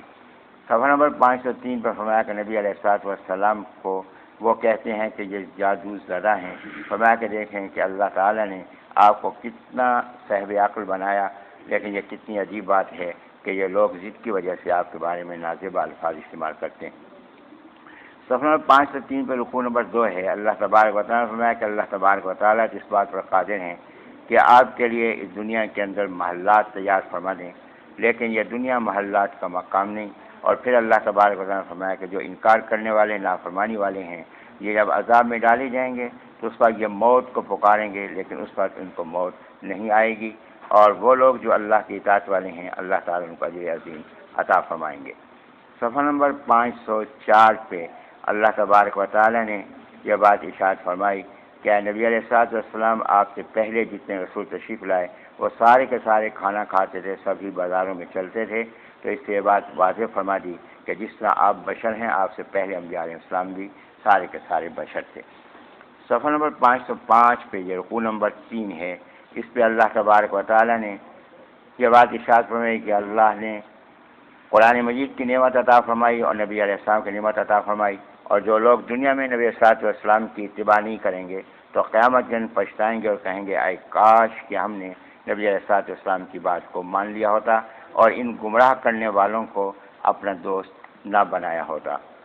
بلکہ فرمایا صفحہ 505 کے آخر میں 506 پر کہ نبی علیہ السلام قیامت کے دن خود استغاثہ کرنے والے ہوں گے کہ اللہ یہ وہ لوگ ہیں جنہوں نے تیرے قرآن کو چھوڑ رکھا تھا اور قرآن سے بے رخی اختیار کی تھی. پھر اللہ تعالیٰ نے ایک اعتراض کا جواب دیا ہے کہ اللہ تعالیٰ نے یہ قرآن مجید تھوڑا تھوڑا کیوں نازل کیا. تو فرمایا کہ اللہ تعالیٰ نے قرآن مجید تھوڑا اس لیے نازل کیا تاکہ تھوڑا تھوڑا نازل ہوتا رہے اور صحابہ کرام جو ہم اس میں ڈھلتے ہوئے چلے جائیں اور ان کے دل جو ہیں اس کے بارے میں مضبوط ہوتے ہوئے چلے جائیں. اور صفحہ نمبر 506 میں اس رکوع کے آخر میں اللہ تعالیٰ نے فرمایا کہ جو اس کا انکار کرنے والے، نافرمانی کرنے والے، بے رخی کرنے والے ہیں وہ چہروں کے بال جہنم میں ڈالے جائیں گے. صفحہ 506 پہ یہ رکوع نمبر 4 ہے. وَلَقَدْ آتَيْنَا مُوسَى الْكِتَابَ وَجَعَلْنَا مَعَهُ أَخَاهُ هَارُونَ. اس پہ اللہ تبارک و تعالیٰ نے قوم فرعون کی ہلاکت کا ذکر فرمایا اور نوح علیہ السلام کی قوم کی ہلاکت کا ذکر فرمایا، قوم عاد اور سمود اور دیگر قوموں کی ہلاکت کا ذکر فرمایا. اور صفحہ 507 پہ انہوں نے کہا کہ نبی علیہ السلام پر یہ لوگ طنز و استہزاء کرتے ہیں اور یہ وہ لوگ ہیں جو اپنے نفس کی پیروی کرنے والے ہیں. تو فرمایا کہ نبی علیہ السلام جو نفس کے پیروکار ہیں وہ آپ کی بات کہاں مانیں گے. صفحہ نمبر 507 پہ رکوع نمبر 5 ہے. الم تر الی ربک کیف مد الظل. یہاں اللہ نے اپنی قدرت کی نشانیاں اور اپنے احسانات بیان فرمائے. میں اسی سائے کو دیکھو، اگر یہ سایہ نہ ہوتا تو دھوپ میں تمہاری حالت کیا ہو جاتی. پھر اللہ تبارک و تعالیٰ نے رات اور دن کا نظام اور نیند کی نعمت کا ذکر فرمایا ہے. صفحہ 508 پہ اللہ تبارک و تعالیٰ نے بارش کی نعمت کا ذکر فرمایا ہے اور پھر فرمایا نبی علیہ السلام سے کہ آپ کافروں کی بات مت مانیں اور کافروں کی خواہش کو پورا مت فرمائیں، اور فرمایا کہ ان کے خلاف آپ جہاد فرماتے رہیں. پھر اللہ تبارک و تعالیٰ نے اسی طرح اپنی قدرت بیان فرمائی، اور اسی قدرت میں اللہ تبارک و تعالیٰ نے نکاح کے سلسلے کو بھی اپنی قدرت کی نشانی کے طور پہ بیان فرمایا ہے، اور پھر فرمایا کہ ہم نے علیہ السلام آپ کو خوشخبری سنانے والا اور ڈر سنانے والا بھیجا ہے، اور آپ اللہ پہ بھروسہ کرتے ہوئے اللہ کا پیغام پہنچاتے رہیں۔ صفحہ نمبر 509 پہ یہ رکوع نمبر 6 ہے، تبارک الذی جعل فی السماء بروجا۔ اس سے پہلے تو اللہ تبارک و تعالیٰ نے اپنے قدرت کی نشانیاں بیان فرمائی ہیں، اور اس کے بعد اللہ تعالیٰ نے اپنے خاص بندوں کی صفات بیان فرمائی۔ تو اللہ نے جو اپنے خاص بندوں کی صفات بیان فرمائی، تو ان میں ایک صفت یہ ہے کہ فرمایا یہ وہ لوگ ہیں کہ جو زمین پہ اکڑ کے نہیں چلتے، اور دوسری بات یہ ہے کہ جاہلوں کے ساتھ الجھتے نہیں ہیں۔ جب جاہل ان کے ساتھ بحث کرتے ہیں تو یہ ان سے کنارہ کشی اختیار کرتے ہیں، اور تیسری بات یہ ہے کہ یہ رات کو اللہ کے حضور قیام اور سجدے کو اختیار کرتے ہیں، یعنی تہجد کے نوافل ادا کرتے ہیں، اور فرمایا پھر اللہ تبارک و تعالیٰ کے عذاب سے ڈرتے ہیں، اور اللہ تعالیٰ سے ہر وقت دعا کرتے ہیں کہ اللہ اپنے عذاب سے ہماری حفاظت فرما۔ اور پھر صفحہ 509 کے آخر 510 میں فرمایا یہ وہ لوگ ہیں جو خرچ میں اعتدال کو اختیار کرتے ہیں، اور صفحہ 510 پہ یہ بات فرمائی کہ یہ اللہ کے ساتھ کسی کو شریک نہیں بناتے، اور فرمایا کہ یہ کسی کو ناحق قتل نہیں کرتے، اور یہ زنا نہیں کرتے، اور پھر یہ بات کہی کہ ہر وقت اللہ کی طرف رجوع کرتے ہیں اور نیکی کی تلاش کے اندر رہتے ہیں۔ بھائی یہ خوش نصیب ہیں کہ اللہ تبارک و تعالیٰ ان کی کوتاہیوں کو بھی نیکی بنا دیتا ہے۔ اور فرمایا کہ یہ وہ لوگ ہیں کہ جو فضولیات میں اپنا وقت ضائع نہیں کرتے، جھوٹ کو اختیار نہیں کرتے، اور خاص طور پہ جہاں ایک بات جو قابل غور ہے دور حاضر کے لحاظ سے، والذین اذا ذکروا بآیات ربہم لم یخروا علیہا صما وعمیانا۔ فرمایا کہ جب ان کے سامنے اللہ کی آیتیں پیش کی جاتی ہیں، اللہ کی آیتوں کا ذکر کیا جاتا ہے، تو یہ اس پہ بہرے اور اندھے ہو کے نہیں گرتے۔ اب یہ بات ہے جو دور حاضر کے لحاظ سے خاص طور پہ قابل غور ہے کہ ہمارے ہاں ایک جملہ استعمال ہوتا ہے عام طور پر کہ حضرت یہ نہ دیکھیں کہنے والا کون ہے، بس یہ دیکھیں کیا رہا ہے، بس اسی سے ساری گمراہی پیدا ہو رہی کہ کیا کر رہا ہے، وہ جی قرآن سنا رہا ہے، قرآن کی آیت بتلا رہا ہے، یہ حدیث دکھا رہا ہے، نہیں، بلکہ یہاں اللہ نے فرمایا کہ یہ لوگ جو اللہ کی آیتوں پر اندھے اور بہرے ہو کے نہیں گرتے، یعنی کسی نے کہہ دیا یہ قرآن کی آیت ہے، کسی نے کہہ دیا نبی اسلام کا ارشاد ہے تو متاثر ہو جائیں، نہیں، بلکہ فرمایا کہ پہلے دیکھتے ہیں کہ کہنے والا کون ہے، پہلے اس کو دیکھتے ہیں کہ کہنے والا اس معیار کا ہے کہ اس کی بات کو قبول کیا جائے۔ یہی وجہ ہے کہ آپ دیکھیں کہ حدیث کے بارے میں کہ حدیث میں پہلے سند دیکھی جاتی ہے پھر متن دیکھا جاتا ہے، تو اسی طرح پہلے یہ دیکھیں کہ کہنے والا کون ہے۔ آپ دیکھیں کہ دنیا میں جتنے انبیاء علیہ السلام تشریف لائے اور انہوں نے آ کے جب پیغام دیا ہے قوموں کو یا بادشاہوں کو، تو پہلے انہوں نے اپنی حیثیت واضح کی ہے، حیثیت واضح کرنے کے بعد پھر انہوں نے اللہ کا پیغام پہنچایا ہے، تو اس لیے فرمایا کہ پہلے دیکھا جائے گا کہ کہنے والا کون ہے۔ اور آج ہم دیکھ رہے ہیں کہ ٹیلی ویژن پہ ہے، میڈیا پہ ہے، ادھر ہے ادھر ہے، اور قرآن مجید کے تراجم اور قرآن مجید کی مجالس چل رہی ہیں، حضرت سناتے تو قرآن ہی ہیں، وہ حضرت وہ بتاتے تو حدیث ہی ہیں، لیکن سوال یہ ہے کہ جو بتانے والا ہے اس کا اپنا قرآن حدیث سے تعلق کیا ہے، پہلے اس کا جائزہ لیا جائے۔ اور جس کی بھی آپ بات سنیں اس کے بارے میں دو باتیں پہلے جاننا ضروری ہیں، ایک بات تو یہ جاننا ضروری ہے کہ اس کے عقائد کیا ہیں، اور دوسری بات یہ ہے کہ اس کی علمی نسبت کن لوگوں کے ساتھ ہے، تو کیا جو مستند علماء ہیں اہل حق ہیں، کیا علماء حق کا اس کو اعتماد حاصل ہے یا اعتماد حاصل نہیں، اگر اعتماد حاصل نہ ہو تو اس کا بات سننا، اس کا درس قرآن سننا بھی جائز نہیں ہوگا، یہ حرام ہوگا۔ تو ہمیں کہ یہ وہ لوگ ہیں جو اللہ تبارک و تعالیٰ سے اپنی ہدایت اور اپنے بیوی بچوں کی ہدایت کی دعائی کرتے رہتے ہیں، اور فرمایا کہ یہ وہ خوش نصیب ہیں جن کو اللہ تبارک و تعالیٰ جنت کے اونچے مقام عطا فرمائے گا۔ صفحہ نمبر 5 سے 11 پہ سورۃ الشعراء ہے کہ شعراء یہ جمع ہے، اس کا واحد ہے شاعر، اور اللہ تبارک و تعالیٰ نے اس کے آخر میں شاعروں کا ذکر فرمایا ہے اس حوالے سے کہ نبی علیہ الصلوۃ والسلام کے جو مخالفین تھے حضرت کے بارے میں کبھی تو یوں کہتے تھے نعوذ باللہ من ذالک کہ آپ دیوانی ہیں، مجنون ہیں، کبھی یہ کہتے تھے کہ آپ پہ جادو کا اثر ہے، کبھی کہتے تھے کہ آپ جادوگر ہیں، کبھی کہتے تھے کہ آپ شاعر ہیں، تو اللہ تبارک و تعالیٰ نے ان تمام باتوں کی تردید فرمائی ہے۔ تو اس صورت میں اللہ تعالیٰ نے شاعر ہونے کی جو بات ہے اس کی تردید فرمائی ہے اس کے آخر کے اندر، تو وہاں اس کا ذکر آئے گا۔ تو یہ پہلا رکوع ہے صفحہ 5 سے 11 پہ سورۃ شعراء کا۔ تو اللہ تبارک و تعالیٰ نے فرمایا کہ بسم اللہ الرحمن الرحیم طاسیم تلک آیات الکتاب المبین. سب سے پہلے قرآن مجید کی عظمت اللہ تبارک و تعالیٰ نے بیان فرمائی اور فرمایا کہ قدم قدم پر ہماری قدرت کی نشانیاں موجود ہیں، لیکن اس کے باوجود بھی اکثر لوگ اس کو ماننے والے نہیں ہیں. فرمایا کہ اے نبی علیہ السلام، آپ کا رب نہایت زبردست ہے کہ چاہے تو فوراً انتقام لے سکتا ہے، لیکن الرحیم نہایت رحم والا ہے کہ مہلت دے رہا ہے کہ جو توبہ کرنا چاہیں وہ توبہ کر لیں. صفحہ نمبر 511 کے آخر 512 پر رکوع نمبر 2 ہے. وَإِذْ نَادَىٰ رَبُّكَ مُوسَىٰ أَنِ ائْتِ الْقَوْمَ الظَّالِمِينَ. اس پہ اللہ تبارک و تعالیٰ نے حضرت موسیٰ علیہ السلام کا واقعہ بیان فرمایا کہ انہوں نے فرعون کے سامنے دعوت پیش کی، لیکن فرعون نے اس دعوت کو قبول نہ کیا. اور پھر صفحہ نمبر 513 پہ اللہ تبارک و تعالیٰ نے یہ بات فرمائی کہ حضرت موسیٰ علیہ السلام نے اپنی نبوت کے ثبوت کے طور پر معجزات دکھائے، لیکن اس نے ان کو بھی تسلیم نہ کیا. اور صفحہ 513 پہ رکوع نمبر 3 ہے. قال الملأ حوله ان هذا لساحر علیم. بلکہ یہ کہا کہ حضرت موسیٰ علیہ السلام جادوگر ہیں، اور ان کے مقابلے میں اس نے جادوگروں کو جمع کیا. صفحہ 5 سے 14 پہ اللہ تبارک و تعالیٰ نے یہ بات فرمائی کہ جب جادوگر سامنے آئے تو اللہ تبارک و تعالیٰ نے ان کی آنکھیں کھول دی اور انہوں نے یہ بات کہہ دی کہ حضرت موسیٰ علیہ السلام کا جو عمل ہے یہ جادو نہیں، یہ معجزہ ہے، اور ہم اللہ تبارک و تعالیٰ پر ایمان لاتے ہیں. اور صفحہ 515 پہ اللہ تبارک و تعالیٰ نے رکوع نمبر 4 ہے وَوَحَيْنَا إِلَىٰ مُوسَىٰ أَنْ أَسْرِ بِعِبَادِي إِنَّكُمْ مُتَّبَعُونَ. اس میں فرمایا کہ حضرت موسیٰ علیہ السلام سے 40 سال کے بعد کیا آپ اپنی قوم کو لے کر یہاں سے تشریف لے جائیں. تو حضرت موسیٰ علیہ نبی علیہ السلام نے قوم کو لے کر چلے، اور پیچھے فرعون نے تعاقب کیا، اور تعاقب کے بعد یہ غرق ہوا. یہاں جو ایک خاص بات قابل غور ہے، اس سے پہلے میں عرض کر چکا ہوں، تاہم اس طرف متوجہ کر دینا چاہتا ہوں. مورخین نے لکھا ہے کہ فرعون کی یہ عادت تھی کہ الصبح وہ دسترخوان بچھاتا تھا اور لوگوں کو دسترخوان پہ بٹھاتا تھا، مہمان نواز تھا، اور اس مہمان نوازی کی وجہ سے عذاب ٹلتا جا رہا تھا.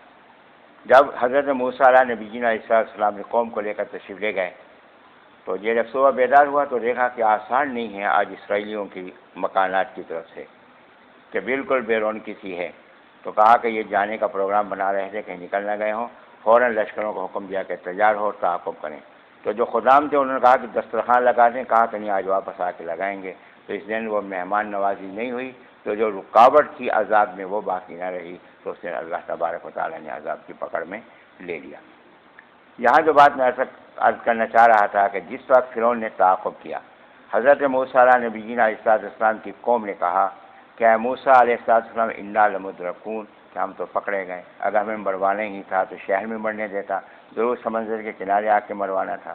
تو حضرت موسیٰ علیہ السلام فرمایا کلا، ہرگز نہیں. کیوں کہ میں اپنی مرضی سے تو نکلا نہیں، اللہ کے حکم پہ نکلا ہوں. ان معی ربی سیہدین، یقیناً میرے ساتھ میں رب ہے جو میری رہنمائی کرے گا.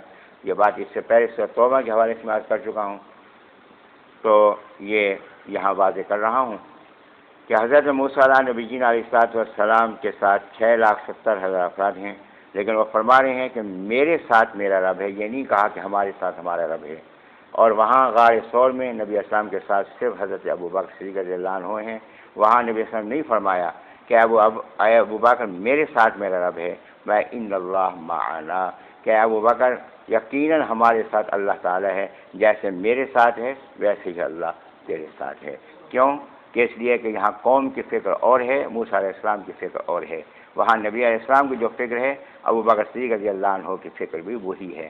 تو فکر ان کی فکر نبی اسلام کی فکر کا عکس ہے، ان کا ایمان نبی اسلام کے ایمان کا عکس ہے، اس لیے وہ حضرت کے ساتھ ان کا ذکر وہاں کیا گیا. اس کے بعد اللہ تبارک و تعالیٰ نے فرمایا کہ ہم نے فرعون کو اس کے لشکر میں غرق کیا.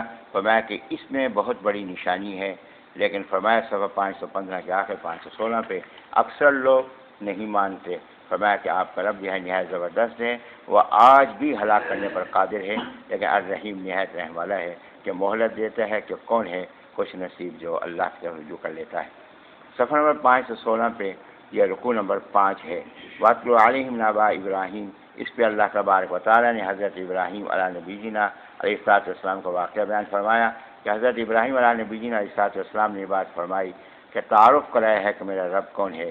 کہ اس میں یہ بات فرمائی کہ وہ ہے کہ جس نے مجھے پیدا کیا، جو میری رہنمائی کرتا ہے، جو مجھے کھلاتا ہے، جو مجھے پلاتا ہے۔ یہاں ایک خاص بات جس کو میں متوجہ کرنا چاہ رہا ہوں، وَإِذَا مَرِضْتُ فَهُوَ يَشْفِينِ، فرمایا کہ وہ ہے جو مجھے کھلاتا ہے، وہ ہے جو مجھے پلاتا ہے۔ وَإِذَا مَرِضْتُ فَهُوَ يَشْفِينِ، تو یہاں ہونا یہ چاہیے تھا کہ وہی ہے مجھے بیمار کرتا ہے، وہی مجھے شفا دیتا ہے، نہیں کہا کہ جب میں بیمار ہوتا ہوں وہ مجھے شفا دیتا ہے۔ بیماری کی نسبت اللہ کی طرف نہیں کی، شفا کی نسبت اللہ کی طرف کی ہے۔ تو یہ ایک ادب ہے جو ابراہیم علیہ السلام کی تعلیم سے معلوم ہو رہا ہے کہ اللہ کی طرف جو نسبت کریں گے اچھائی کی کریں گے، برائی کی نسبت نہیں کریں گے۔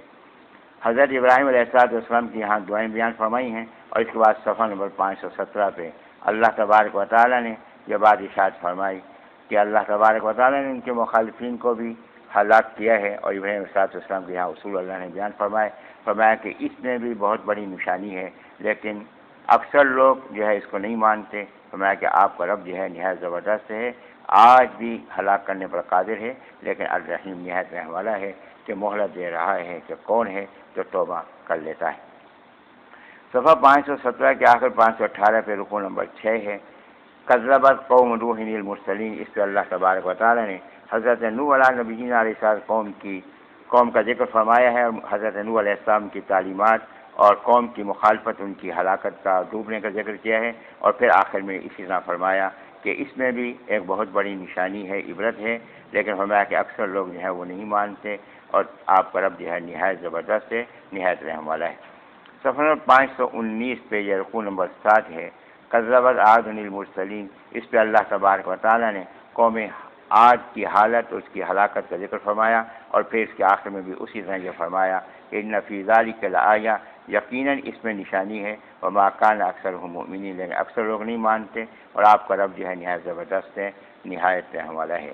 اور صفحہ نمبر 520 پہ یہ رکوع نمبر 8 ہے، کذبت ثمود المرسلین، اس پہ اللہ تبارک و تعالیٰ نے قوم ثمود کی نافرمانیوں اور ان کی ہلاکت کا ذکر فرمایا، اور صفحہ 521 میں اس رکوع کے آخر میں بھی اسی طرح یہ فرمایا کہ ان کی ہلاکت میں بھی نشانی ہے، لیکن اکثر لوگ جو ہیں وہ نہیں مانتے، اور آپ کا رب جو ہے نہایت زبردست اور نہایت رحم والا ہے۔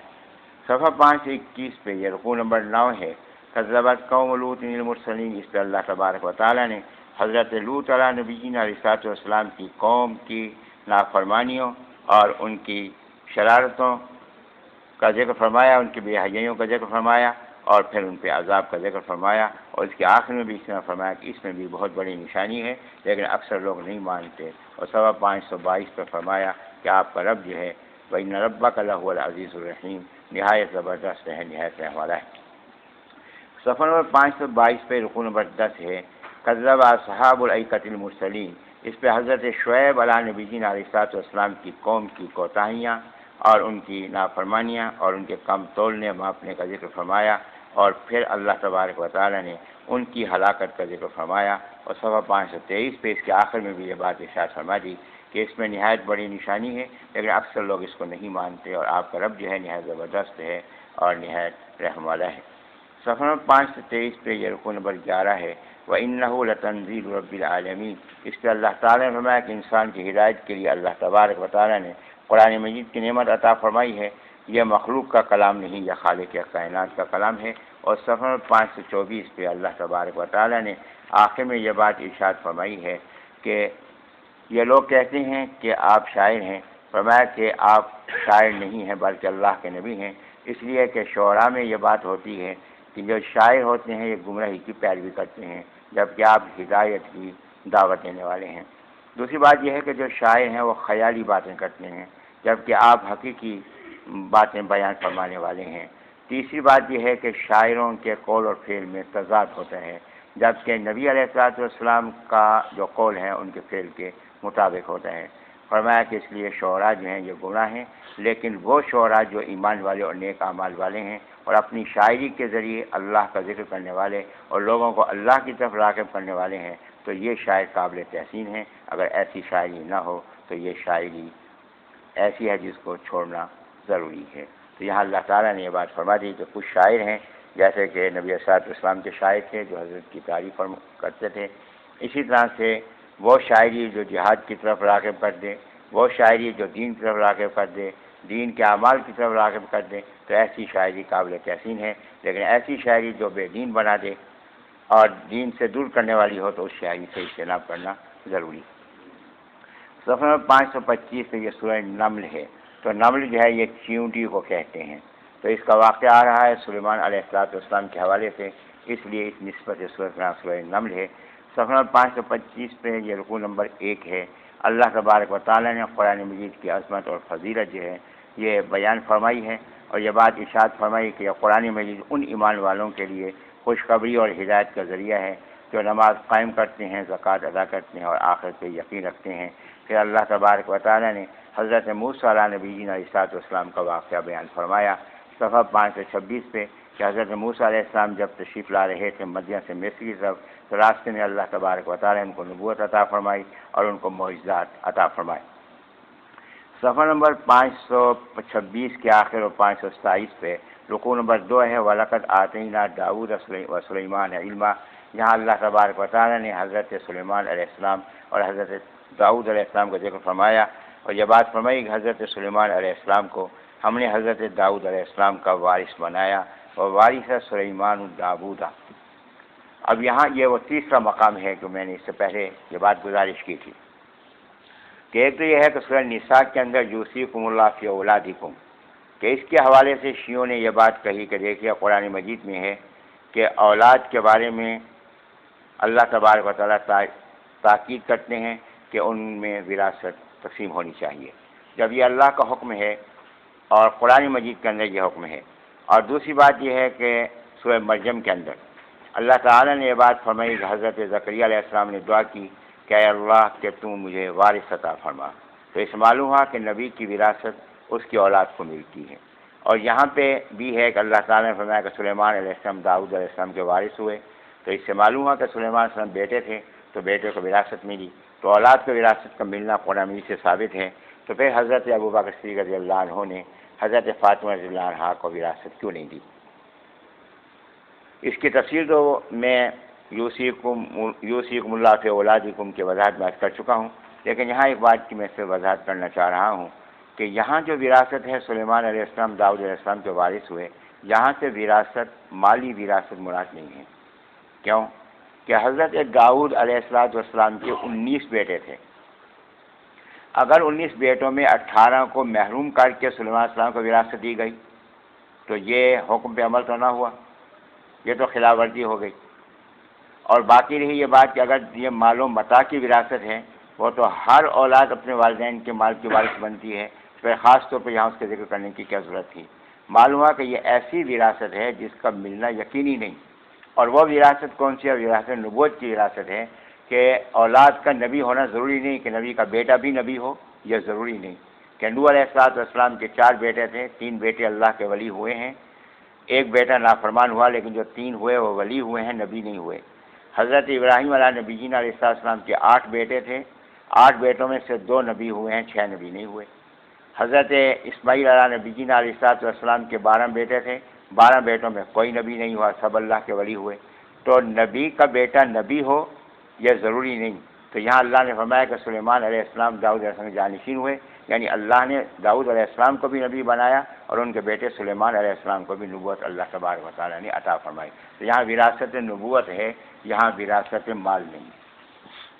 اس بات اللہ تبارک و تعالیٰ نے یہاں واقعہ بیان فرمایا کہ حضرت سلیمان علیہ السلام اپنے لشکروں کے ساتھ تشریف لے جا رہے تھے، اور فرمایا کہ ان کے لشکروں میں جنات بھی ہوتے تھے، انسان بھی ہوتے تھے اور پرندے بھی ہوتے تھے، کہ یہاں تک کہ ایک وادی سے گزرے، یہ چیونٹیوں کی وادی تھی۔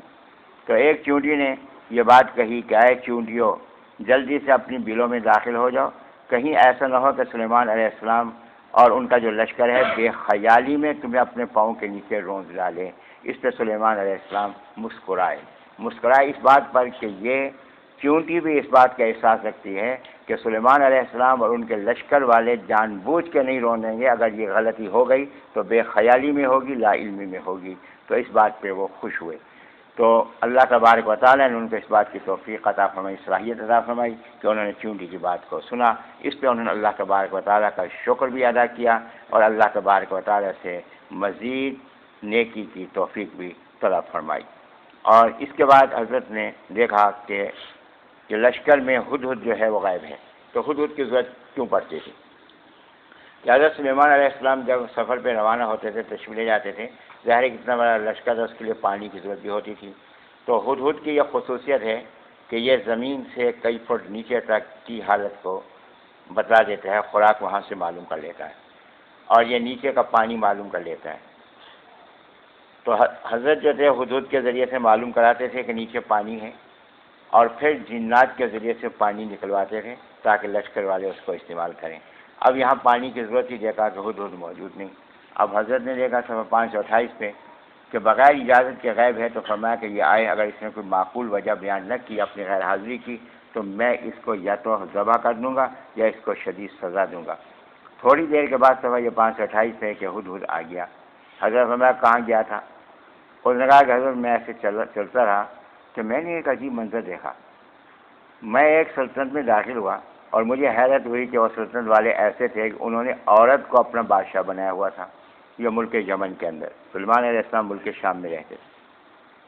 تو ملک یمن کے اندر میں نے دیکھا کہ یہ عورت جو ہے اس کو انہوں نے حکمران بنایا ہوا ہے. مجھے ایک حیرت تو یہ ہوئی کہ مرد ہیں اور حکمران عورت ہے. ایک حیرت یہ ہے، یعنی پرندے کو بھی حیرت ہے اس بات پر، ہمیں فخر ہے.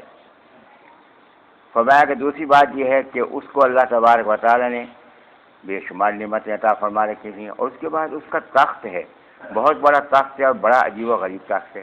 لیکن اس سے جو بڑی حیرت والی بات ہے وہ یہ ہے کہ یہ تخت کے مالک اللہ کی اتنی نعمتیں ان کو حاصل ہیں، لیکن ان کی کیفیت یہ ہے کہ وہ سجدہ کرتے ہیں کس کو؟ سورج کو. کہ مخلوق کو سجدہ کرتے ہیں اور اللہ تبارک و تعالیٰ کی عبادت نہیں کرتے، شرک کے اندر مبتلا ہیں. تو یہ بات میرے لیے بڑی تعجب کی ہے. یعنی پرندے بھی اس پہ تعجب کرتے ہیں کہ انسان شرک کے اندر مبتلا ہے، کہ اللہ نے اس کو عقل دی ہے اور پھر بھی یہ پرندوں سے اور جانوروں سے بھی کیا گزرا ہے. حضرت نے فرمایا کہ میں اس بات کا جائزہ لیتا ہوں کہ تم نے جان بچانے کے لیے کوئی کہانی تو نہیں گھڑ لی. تو میں اس کا جائزہ لیتا ہوں کہ یہ واقعہ درست ہے یا درست نہیں ہے. ہاں میں خط دیتا ہوں، یہ خط لے جاؤ اور وہاں جاؤ اور پھر دیکھو کہ وہ کیا اس کا جواب دیتے ہیں. حضرت سلیمان علیہ نبینا علیہ السلام نے ایک خط لکھا، اور خط کی عبارت یہ صفحہ 529 پہ فرما دی کہ انہ من سلیمان و انہ بسم اللہ الرحمن الرحیم. کہ حضرت نے خط لکھا کہ یہ سلیمان علیہ السلام کی طرف سے ہے، اور اس کا آغاز کیا بسم اللہ الرحمن الرحیم. اس سے دو باتیں معلوم ہوئی. پہلی بات یہ معلوم ہوئی کہ جس کو بھی آپ خط لکھیں تو پہلے اوپر اپنا نام لکھیں تاکہ اس کو تشویش نہ ہو، وہ خط کو آگے دیکھے پیچھے دیکھے کہ لکھنے والا کون ہے، نہیں، بلکہ پہلے اپنا نام لکھیں تاکہ وہ معلوم کر لے کہ یہ کس کی طرف سے ہے. اور پھر جو ہے خط کا آغاز فرمایا انہوں نے عبارت کا بسم اللہ الرحمن الرحیم، اللہ کے نام سے. اور نبی علیہ السلام بھی جب خط لکھتے تھے تو بسم اللہ الرحمن الرحیم سے آغاز فرماتے تھے. تو یہ اہل ایمان کا طریقہ ہے کہ جب بھی خط لکھیں تو اس کو بسم اللہ الرحمن الرحیم سے شروع کریں. یہاں ایک بات تو یہ قابل غور ہے موبائل کے اعتبار سے. جی السلام علیکم موبائل، کسی نے مجھے موبائل پہ رابطہ کیا. اب رابطہ کیا جو اس نے کہا السلام علیکم، میں نے بھی کہہ دیا السلام علیکم. اب معلوم نہیں یہ کون ہے. اب بجھاریں شروع ہو گئی. کمال ہے، یہ آپ نے پہچانا نہیں. پھر اللہ کے بندے نام بتا دیں. اب ضرور جو ہے اس کو آزمائش میں ڈالنے ہیں کہ آپ نے پہچانا نہیں، جی دیکھیں جی پہچانے جی، کمال ہے، یہ ہے وہ ہے. بے رخی کی حد ہوتی ہے کہ آپ پہچانتے بھی نہیں ہیں. اب وہ بیچارہ مزید گھبراہٹ میں جو تھوڑی بہت پہچان تھی وہ بھی نکل گئی. تو اس کا صحیح طریقہ یہ ہے کہ آپ جیسے ہی ٹیلی فون فرمائیں تو فوراً السلام علیکم ساتھ کہیں جی میں فلاں بول رہا ہوں. اگر کہ آپ کی آواز کو پہچانتے ہی ہو لیکن آپ فوراً جو ہے اپنا نام بتائیں. اسی طرح دروازے پہ دستک دیں. دروازے پہ دستک دیں، اس نے کہا جی کون؟ کہا کہ میں. اب میں کیا ہے کہ اپنا نام بتلائیں کہ جی کون ہے، تو تاکہ دوسرے کو پریشانی کے اندر مبتلا نہ کریں، دوسروں کے لیے سہولیات کا ذریعہ بنے، ان کے لیے پریشانی کا ذریعہ نہ بنے. تو ایک بات تو یہ معلوم ہوئی کہ حضرت سلیمان علیہ السلام نے اوپر ہی اپنا نام لکھا، اور نبی علیہ السلام بھی جب خط لکھتے تھے اوپر ہی حضرت اپنے سے گرامی لکھتے تھے. اور دوسری بات یہ ہے کہ بسم اللہ الرحمن الرحیم سے شروع کریں. اب ہمارے ہاں ماشاءاللہ نئے سے نئے طریقے ایجاد ہوئے ہیں کہ حضرت کیا ہے 786 لکھتے ہیں. اس لیے 786 لکھتے ہیں یہ عدد ہیں بسم اللہ الرحمن الرحیم کے، تو بسم اللہ الرحمن الرحیم کی بے ادبی ہوتی ہے، اس لیے 786 لکھ دیتے ہیں۔ میں صرف ایک بات گزارش کرتا ہوں، 786 کی بے ادبی بسم اللہ الرحمن الرحیم کی بے ادبی ہے یہ نہیں ہے، اس لیے 786۔ اگر یہ بے ادبی نہیں تو پھر بسم اللہ الرحمن الرحیم، بسم اللہ الرحمن الرحیم والی برکات 786 میں کیسے ہو سکتی؟ اگر 786 میں بسم اللہ الرحمن الرحیم کی بے ادبی نہیں، کہ 786 کی بے ادبی ہو جائے تو یہ بسم اللہ الرحمن الرحیم کی بے ادبی نہیں، تو پھر جو برکات بسم اللہ الرحمن الرحیم میں ہے وہ 786 میں کیسے ہو سکتی؟ ایک عقلی بات ہے، تو اس لیے یہ اس کا متبادل نہیں۔ باقی شرعی بات اپنی جگہ پہ جائز ہے ناجائز ہے، تو عقلی طور پر بھی یہ طریقہ کار مناسب نہیں۔ تو یہ اہل باطل نے ہمیں اجر و ثواب سے محروم کرنے کے لیے یہ مختلف طریقے اختیار کیے کہ نبی پاک صلی اللہ علیہ وسلم کا ذکر خیر ہو آپ لکھیں سواد، بس سواد لکھ دیں، صحابی رضی اللہ عنہ ہے ریزواد لکھ دیں۔ اب کیونکہ یہ تکلیف ہوتی ہے صلی اللہ علیہ وسلم پورا لکھتے ہوئے، کیا ہوگا؟ وقت کی بچت، کس کی بچت؟ کاغذ کی بچت، کس کی بچت؟ روشنائی کی بچت۔ تو صلی اللہ علیہ وسلم لکھنے سے ہم رک گئے تو کتنی روشنائی بچا لی، یا کتنا کاغذ بچا لیا، یا کتنا وقت بچا لیا۔ افسوس اس وقت پر جو نبی صلی اللہ علیہ وسلم درود شریف میں خرچ نہ ہو۔ اور ہم یہ بچت کر رہے ہیں، بچت کس کی کر رہے ہیں؟ کہ اپنے اجر و ثواب کو ضائع کر رہے ہیں۔ جب تک یہ صلی اللہ علیہ وسلم اس کاغذ پہ لکھا رہتا اس وقت تک مجھ پہ رحمتوں کا نزول ہوتا رہتا، لیکن میں نے سواد لکھ کر اپنے اجر کو ضائع کر دیا۔ صحابی رضی اللہ عنہ کا ذکر ہے رے سواد، کسی اللہ کے ولی کا ذکر ہے رے ہے، یہ مخففات ہم نے استعمال کیے ہیں۔ پھر یہ کہ کسی کا نام ہے محمد اسلم، آپ دیکھیں کہ اس کو بیچارے کو تکلیف ہے کہ جی نام تو بڑا وزن والا ہو گیا، تو کیا ہے جی ایم اسلم، کہ بھئی اگر اللہ کے بندے نبی علیہ السلام کے اتنے گرامی سے اتنی ہی بیزاری تھی تو پھر یہ نام رکھنے کی ضرورت ہی کیا ہے؟ نام اکیلا اسلم ہی رکھ لو۔ تو منع ہے کہ اسلم اکیلا نام نہیں رکھا جا سکتا، رکھا جا سکتا ہے۔ نبی علیہ السلام کی نسبت تو تمہارے باپ نے اس لیے اختیار کی تھی کہ تاکہ حضرت کے نام کی برکات اس کے اندر داخل ہو جائیں۔ جب میں نے وہ نام ہی نہیں رہ گیا، ایم ہو گیا، تو وہ محمد کو میں نے ام بنا دیا، تو حضرت والی جو صفات و حضرت کی تعلیمات میرے اندر کہاں پیدا ہوں؟ پھر تو ایم والی ہی حرکات میرے اندر پیدا ہوں گی، اور وہی نتائج سامنے آ رہے ہیں۔ تو اس لیے یہ مخففات کی جو بیماری ہے اس نے، اور یہ عادات کی بیماری نے، کہ اصل عبادت کی بجائے عادات کا استعمال، یہ جو متبادل راہیں ہم نے نکالی ہیں، یہ ہم نے نہیں نکالی، یہ اہل باطل نے نکالی ہیں، اور ہمیں اجر و ثواب سے اور سعادتوں سے محروم کرنے کے لیے ایسا کیا ہے، اور جس سے اجتناب ضروری ہے۔ صفحہ 529 سے رکوع نمبر 3 ہے، قالت یا ایھا الملأ افتونی فی امری۔ یہ ہوا کہ جب یہ خط لے کے یہ ہدہد گیا ہے تو اس وقت یہ ملکہ سبا، مورخین کے اس کا نام بلقیس لکھا ہے، تو یہ ملک یمن میں یہ سبا ہے قوم، اس کی یہ ملکہ تھی۔ یہ اپنے آرام گاہ میں، اپنی خوابگاہ میں، اپنی آرام گاہ میں لیٹی ہوئی تھی، تو یہ ہدہد گیا، اس نے جا کے اس کے سینے پہ خط رکھ دیا، اور خود جو ہے وہ روشن دان میں ہو گیا کہ دیکھوں کہ میں یہ کیا کرتی ہوں۔ اس نے خط اٹھایا، خط کو پڑھا، پڑھنے کے بعد اس نے اہل دربار کو جمع کیا اور ان کے سامنے بات کی۔ معلوم ہوا کہ یہ خاتون بہت سمجھدار تھی۔ اس نے کہا کہ دیکھو کہ مجھے مشورہ دو، یہ خط آیا ہے، اور یہ جو خط ہے انتہائی عزت والا خط ہے، کہ لکھنے والا معلوم ہوتا ہے کہ انتہائی معزز آدمی ہے، تو یہ خط لکھا ہے، اور اس خط کے اندر انہوں نے یہ بات کہی ہے کہ تم ہماری اطاعت کرو اور فرما بردار بن جاؤ، یعنی دین ایمان اسلام قبول کر لو اور ہمارے مطیع ہو جاؤ، یہ خط ہے۔ تو اب مجھے بتاؤ کہ مجھے کیا کرنا چاہیے۔ تو انہوں نے اس کے جواب میں کہا کہ دیکھیے کہ ہم الحمدللہ طاقت والے ہیں اور لڑائی کے بڑے ماہر ہیں، اس لیے پریشان ہونے کی ضرورت نہیں، اطاعت کرنے کی ضرورت نہیں، لہذا انکار کر دو اور ہم لڑائی کریں گے، دیکھیں گے کہ یہ کیسے ہم پہ غالب آتے ہیں۔ اب وہ خاتون کہتی ہے، انہوں نے کہا کہ دیکھو کہ یہ طریقہ ہے کہ جہاں لڑائی ہوتی ہے دونوں میں سے ایک کو کامیابی تو ہوگی، نقصان تو دونوں کا ہوگا، اور اگر وہ کامیاب ہو گئے، شہروں کے اندر داخل، ہمارے ملک کے اندر داخل ہو گئے، تو معززین جو ہیں وہ ذلیل ہو جائیں گے۔ تو اس لیے کوشش کریں کہ لڑائی نہ ہو، ہم اس کو آزما لیتے ہیں کہ میں یوں آزماتی ہوں کہ کچھ تحفے تحائف ان کے پاس بھیجتی ہوں، اگر وہ تحفے قبول کر لیتے ہیں تو پھر اس کے معنی ہے کہ ان کی نظر ہمارے مال پر ہے، ہماری دولت پر ہے۔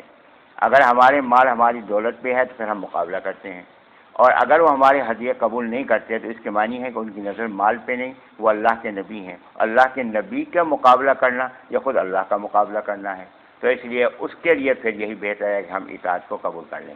سب نے کہا کہ ٹھیک ہے۔ اب اس نے حضرت کی خدمت میں جو ہے وہ تحفے تحائف بھیجے۔ صفحہ 530 پہ اب یہ جو تحائف لے کر گئے ہیں یہ سمندر کے راستے سے گئے، کشتی پہ سوار ہو کر گئے۔ اب اس میں جو تحائف تھے، ان تحائف میں جو سب سے بڑا تحفہ تھا وہ 500 اینٹیں تھیں سونے کی۔ اب ہدہد نے آ کے حضرت کو پوری اطلاع دی، تو حضرت سلیمان علیہ السلام کو اطلاع کس نے دی؟ ہدہد نے۔ تو اس کے معنی ہے کہ سلیمان علیہ السلام بادشاہ تو تھے لیکن عالم الغیب نہیں تھے۔ اگر عالم الغیب ہوتے تو ہدہد کی اطلاع کی ضرورت نہ تھی۔ تو حضرت سلیمان علیہ نبینا علیہ السلام نے آ کے اطلاع دی کہ حضرت یہ تحائف لے کر آ رہے ہیں اور 500 اینٹیں سونے کے بھی ساتھ لا رہے ہیں۔ اور یہ جو چل رہے تھے وقت والے، ان کے دل میں یہ بات تھی کہ آج تک اتنا بڑا تحفہ 500 اینٹیں سونے کی یا کسی بادشاہ نے کسی بادشاہ کو تحفہ نہیں دیا ہوگا، تو یہ بہت بڑا تحفہ، اس میں ہماری بڑی قدر ہوگی۔ حضرت سلیمان علیہ نبینا علیہ السلام کو جب یہ خبر پہنچی تو حضرت اس جگہ جہاں آرام فرما تھے، مقیم تھے، وہ جگہ ساحل سمندر سے تقریباً 9 میل کے فاصلے پر تھی۔ 9 میل کے فاصلے پہ تھی، اور بعض مورخین نے لکھا کہ 9 فرسخ۔ تو 9 فرسخ جو ہے، ایک فرسخ 3 میل کا ہوتا ہے، 27 میل کا فاصلہ بنتا ہے۔ تو 9 میل کا فاصلہ تھا یا 27 میل کا فاصلہ تھا۔ تو حضرت اس جگہ پہ مقیم ہوئے۔ تو حضرت نے فرمایا کہ ساحل دلات کو حکم دیا کہ سونا نکالو زمین کے نیچے سے، اور پھر فرمایا کہ یہ ساحل سے لے کر جہاں میری قیامگاہ ہے یہاں تک سڑک بنا دو سونے کی۔ اب جنات نے سونے کی سڑک بنا دی۔ جب سونے کی سڑک بن گئی تو حضرت نے فرمایا کہ جانور اس کے اوپر باندھ دو۔ اب جانور اس کے اوپر باندھ دیے۔ اب یہ ہے ماحول کا اثر۔ جس وقت والے یہاں آئے بڑے اطلاعاتے ہوئے فخر کرتے ہوئے کہ بڑا تحفہ ہم لائے ہیں، یہ سونے کی اینٹیں ہیں، اور بھی تحائف سے سب سے بڑا تحفہ یہ تھا کہ جب وہ ساحل پہ اترے آگے دیکھا تو سڑک سونے کی، اور اس کے اوپر جانور بندھے ہوئے ہیں، اور جو کھڑے ہوئے پیشاب کر رہے ہیں، لیڈ کر رہے ہیں، میگنیاں کر رہے ہیں۔ انہوں نے کہا کہ اس جگہ تو سونے کی قدر و قیمت جو ہے وہ جانوروں کے پیشاب سے بھی کم ہے۔ تو لہذا دل میں یہ جو غرور تھا کہ ہم اتنا بڑا تحفہ لائیں، یہ غرور ہی دل سے نکل گیا۔ انہوں نے اس تحفے کو ہی پھینک دیا کہ یہ تحفہ پیش کرنے کے قابل بھی نہیں ہے۔ یہ ہے ماحول کا اثر۔ اگر دنیا پرستی کا ماحول ہوگا تو معمولی دنیاوی مال کی بھی قدر و قیمت ہوگی، اگر دین کا ماحول ہوگا تو دنیا کے مال کی کشش نہیں ہوگی، اور دل سے ایسی کشش نکل جائے گی۔ تو اسے فرمایا کہ یہ ماحول کے اثرات ہوتے ہیں۔ تو حضرت سلیمان علیہ نبینا علیہ السلام کے پاس آئے تو حضرت نے تحائف کو واپس بھیج دیا کہ ہمارا تحائف سے کوئی تعلق نہیں ہے، ہماری بات وہ ہے کہ فوری طور پہ جواب دو، اگر ایمان قبول کرنا ہے، دین قبول کرنا ہے، اسلام قبول کرنا ہے تو فابیہ، نہیں تو مقابلے کے لیے تیار ہو جاؤ۔ بات واضح ہو گئی، جس بات میں اس کا آزمانا تھا وہ بات پوری ہو گئی۔ تو اس نے کہا کہ میں حاضر ہو رہی ہوں۔ حضرت سلیمان علیہ نبینا علیہ السلام نے جب یہ ملکہ سبا چلی ہے وہاں سے حضرت کے قریب پہنچنے والی تھی، تو حضرت سلیمان علیہ السلام نے یہاں جو کام فرمائے، ایک کام تو یہ فرمایا کہ حضرت نے فرمایا کہ کون ہے جو اس کے تخت کو یہاں لے آئے۔ دربار میں بیٹھے تھے تو حضرت نے فرمایا کہ کون ہے جو اس کو تخت کو یہاں لے آئے۔ تو ایک بہت بڑا طاقت والا جن، جو حضرت کے ظاہر کے جنات تابع تھے، اللہ نے جنات کو بھی حضرت کے تابع کیا ہوا تھا، تو ایک بہت بڑے جن نے کہا کہ حضرت میں یہ لے آتا ہوں۔ حضرت نے کتنی دیر میں آؤ گے؟ اس نے کہا کہ جب یہ مجلس برخاست ہوگی جس میں آپ اس وقت تشریف فرمائے ہیں، تو مجلس برخاست ہونے سے پہلے میں اس کو یہاں لے آؤں گا۔ حضرت میں یہ بہت دیر ہے، اتنی دیر میں ہمیں نہیں چاہیے۔ تو حضرت کا جو وزیر تھا آصف بن برخشا انسان تھا، یہ کھڑا ہوا۔ اس نے کہا کہ حضرت آپ مجھے اجازت دیں، میں یہ تخت لاتا ہوں، کتنی دیر میں؟ آپ ادھر دیکھیں اور چہرہ ادھر کریں گے، تخت یہاں موجود ہوگا۔ حضرت میں کہ ٹھیک ہے۔ تو وہ تخت اتنی دیر میں یہاں آ گیا۔ تو اللہ تعالیٰ یہاں یہ بات فرما رہے ہیں کہ اللہ تبارک و تعالیٰ نے اس کو ایسا علم عطا فرمایا تھا جس کی وجہ سے وہ یہ کام کرنے پر قادر ہو گیا۔ یہاں اس بات کو واضح فرما دیا کہ ہم جنات کا سہارا ڈھونڈتے ہیں، جنات کے ذریعے کام کرتے ہیں، فرمایا کہ اللہ نے انسان کو جو طاقت دی ہے وہ جنات سے بھی زیادہ ہے۔ ایک بات تو یہاں یہ اللہ تعالیٰ نے بیان فرما دی۔ اب یہاں ایک اشکال پیدا ہو رہا ہے۔ اشکال یہ پیدا ہو رہا ہے کہ حضرت سلیمان علیہ نبینا علیہ الصلوۃ والسلام کی موجودگی، تو سلیمان علیہ الصلوۃ والسلام خود تخت کو یہاں نہیں لائے، فرمایا کون لائے گا؟ تو دربار میں سے ایک آدمی کھڑا ہوا، یہ اس کی کرامت تھی۔ تو ولی کی کرامت نبی کے معجزے سے بڑھ گئی؟ نہیں۔ یہاں ایک ذہن میں بات رکھیں کہ نبی علیہ الصلوۃ والسلام کی امت کے جتنے اولیاء کرام رحمۃ اللہ علیہ اجمعین ہیں، ان کی جتنی کرامتیں ہیں وہ در حقیقت حضرت ہی کا معجزہ ہے۔ تو سلیمان علیہ السلام کو کام نہیں بڑھ گئی۔ سلیمان علیہ الصلوۃ والسلام کا اگر وزیر اور ان کا معاون اگر تخت یہاں لا سکتا تھا تو اللہ تبارک و تعالیٰ سلیمان علیہ السلام کے ذریعے سے بھی تخت کو وہاں منتقل فرما سکتے تھے، لیکن یہاں دکھانا یہ تھا کہ جس کے ماتحت، جس کے معاون، جس کے تابع اس قدر باکمال ہیں، وہ کتنا باکمال ہوگا۔ دیکھیں میں ایک بات اور عرض کر دوں۔ ایک اشکال ہمارے ہاں عام طور پر پایا جاتا ہے کہ نبی علیہ السلام نے فرمایا کہ اگر میرے بعد کوئی نبی ہوتا تو حضرت عمر رضی اللہ عنہ ہوتے۔ اب بعض لوگوں کا اشکال ہے، جناب دیکھیے ابوبکر صدیق کا ذکر تو نہیں فرمایا، عمر رضی اللہ عنہ کا ذکر فرمایا۔ ایک بات اگر ذہن میں رکھ لیں تو بات یہاں سمجھ میں آئے گی کہ حضرت عمر رضی اللہ عنہ نے یہ بات فرمائی کہ اگر ابوبکر صدیق رضی اللہ عنہ غار ثور کی ایک رات مجھے دے دیں اور میری پوری زندگی کی نیکیاں لے لیں تو یہ سودا میرے لیے مہنگا نہیں۔ نبی علیہ السلام گھر میں تشریف فرماتے ہیں، حضرت عائشہ رضی اللہ عنہا بھی تشریف فرماتی، آسمان کو دیکھ رہی تھیں۔ عائشہ رضی اللہ عنہا نے فرمایا کہ حضرت کوئی ایسا خوش نصیب بھی ہے کہ جس کی نیکیاں آسمان کی ستاروں سے زیادہ ہوں؟ حضرت فرمایا کہ جی ہاں۔ تو پوچھا وہ کون؟ فرمایا کہ عمر رضی اللہ عنہ۔ اب عائشہ رضی اللہ عنہ کو تعجب ہوا کہ حضرت تو ہر جگہ میرے والد کا نام لیتے ہیں، آج عمر رضی اللہ عنہ کا نام لیا، تو یہ تعجب کا اظہار کیا۔ حضرت فرمایا کہ عمر رضی اللہ عنہ کی پوری نیکیاں تیرے باپ کی ایک رات کے برابر بھی نہیں ہو سکتی جو غار ثور کے ساتھ اس نے میرے ساتھ گزاری۔ تو یہاں نبی علیہ السلام نے فرمایا کہ عمر رضی اللہ عنہ میرے بعد نبی ہوتے، تو یہاں اشارہ کیا ہے کہ جب عمر رضی اللہ عنہ جن کی پوری زندگی کی نیکیاں ان کے ایک رات کے برابر نہیں، وہ اتنے باکمال ہیں، تو ابو بکر رضی اللہ عنہ کتنے باکمال ہوں۔ تو یہاں بھی یہ بات معلوم ہو رہی ہے کہ جب حضرت سلیمان علیہ السلام کے وزیر آصف بن برقیہ اتنے باکمال ہیں تو خود سلیمان علیہ السلام جو ہیں وہ کتنے باکمال ہوں۔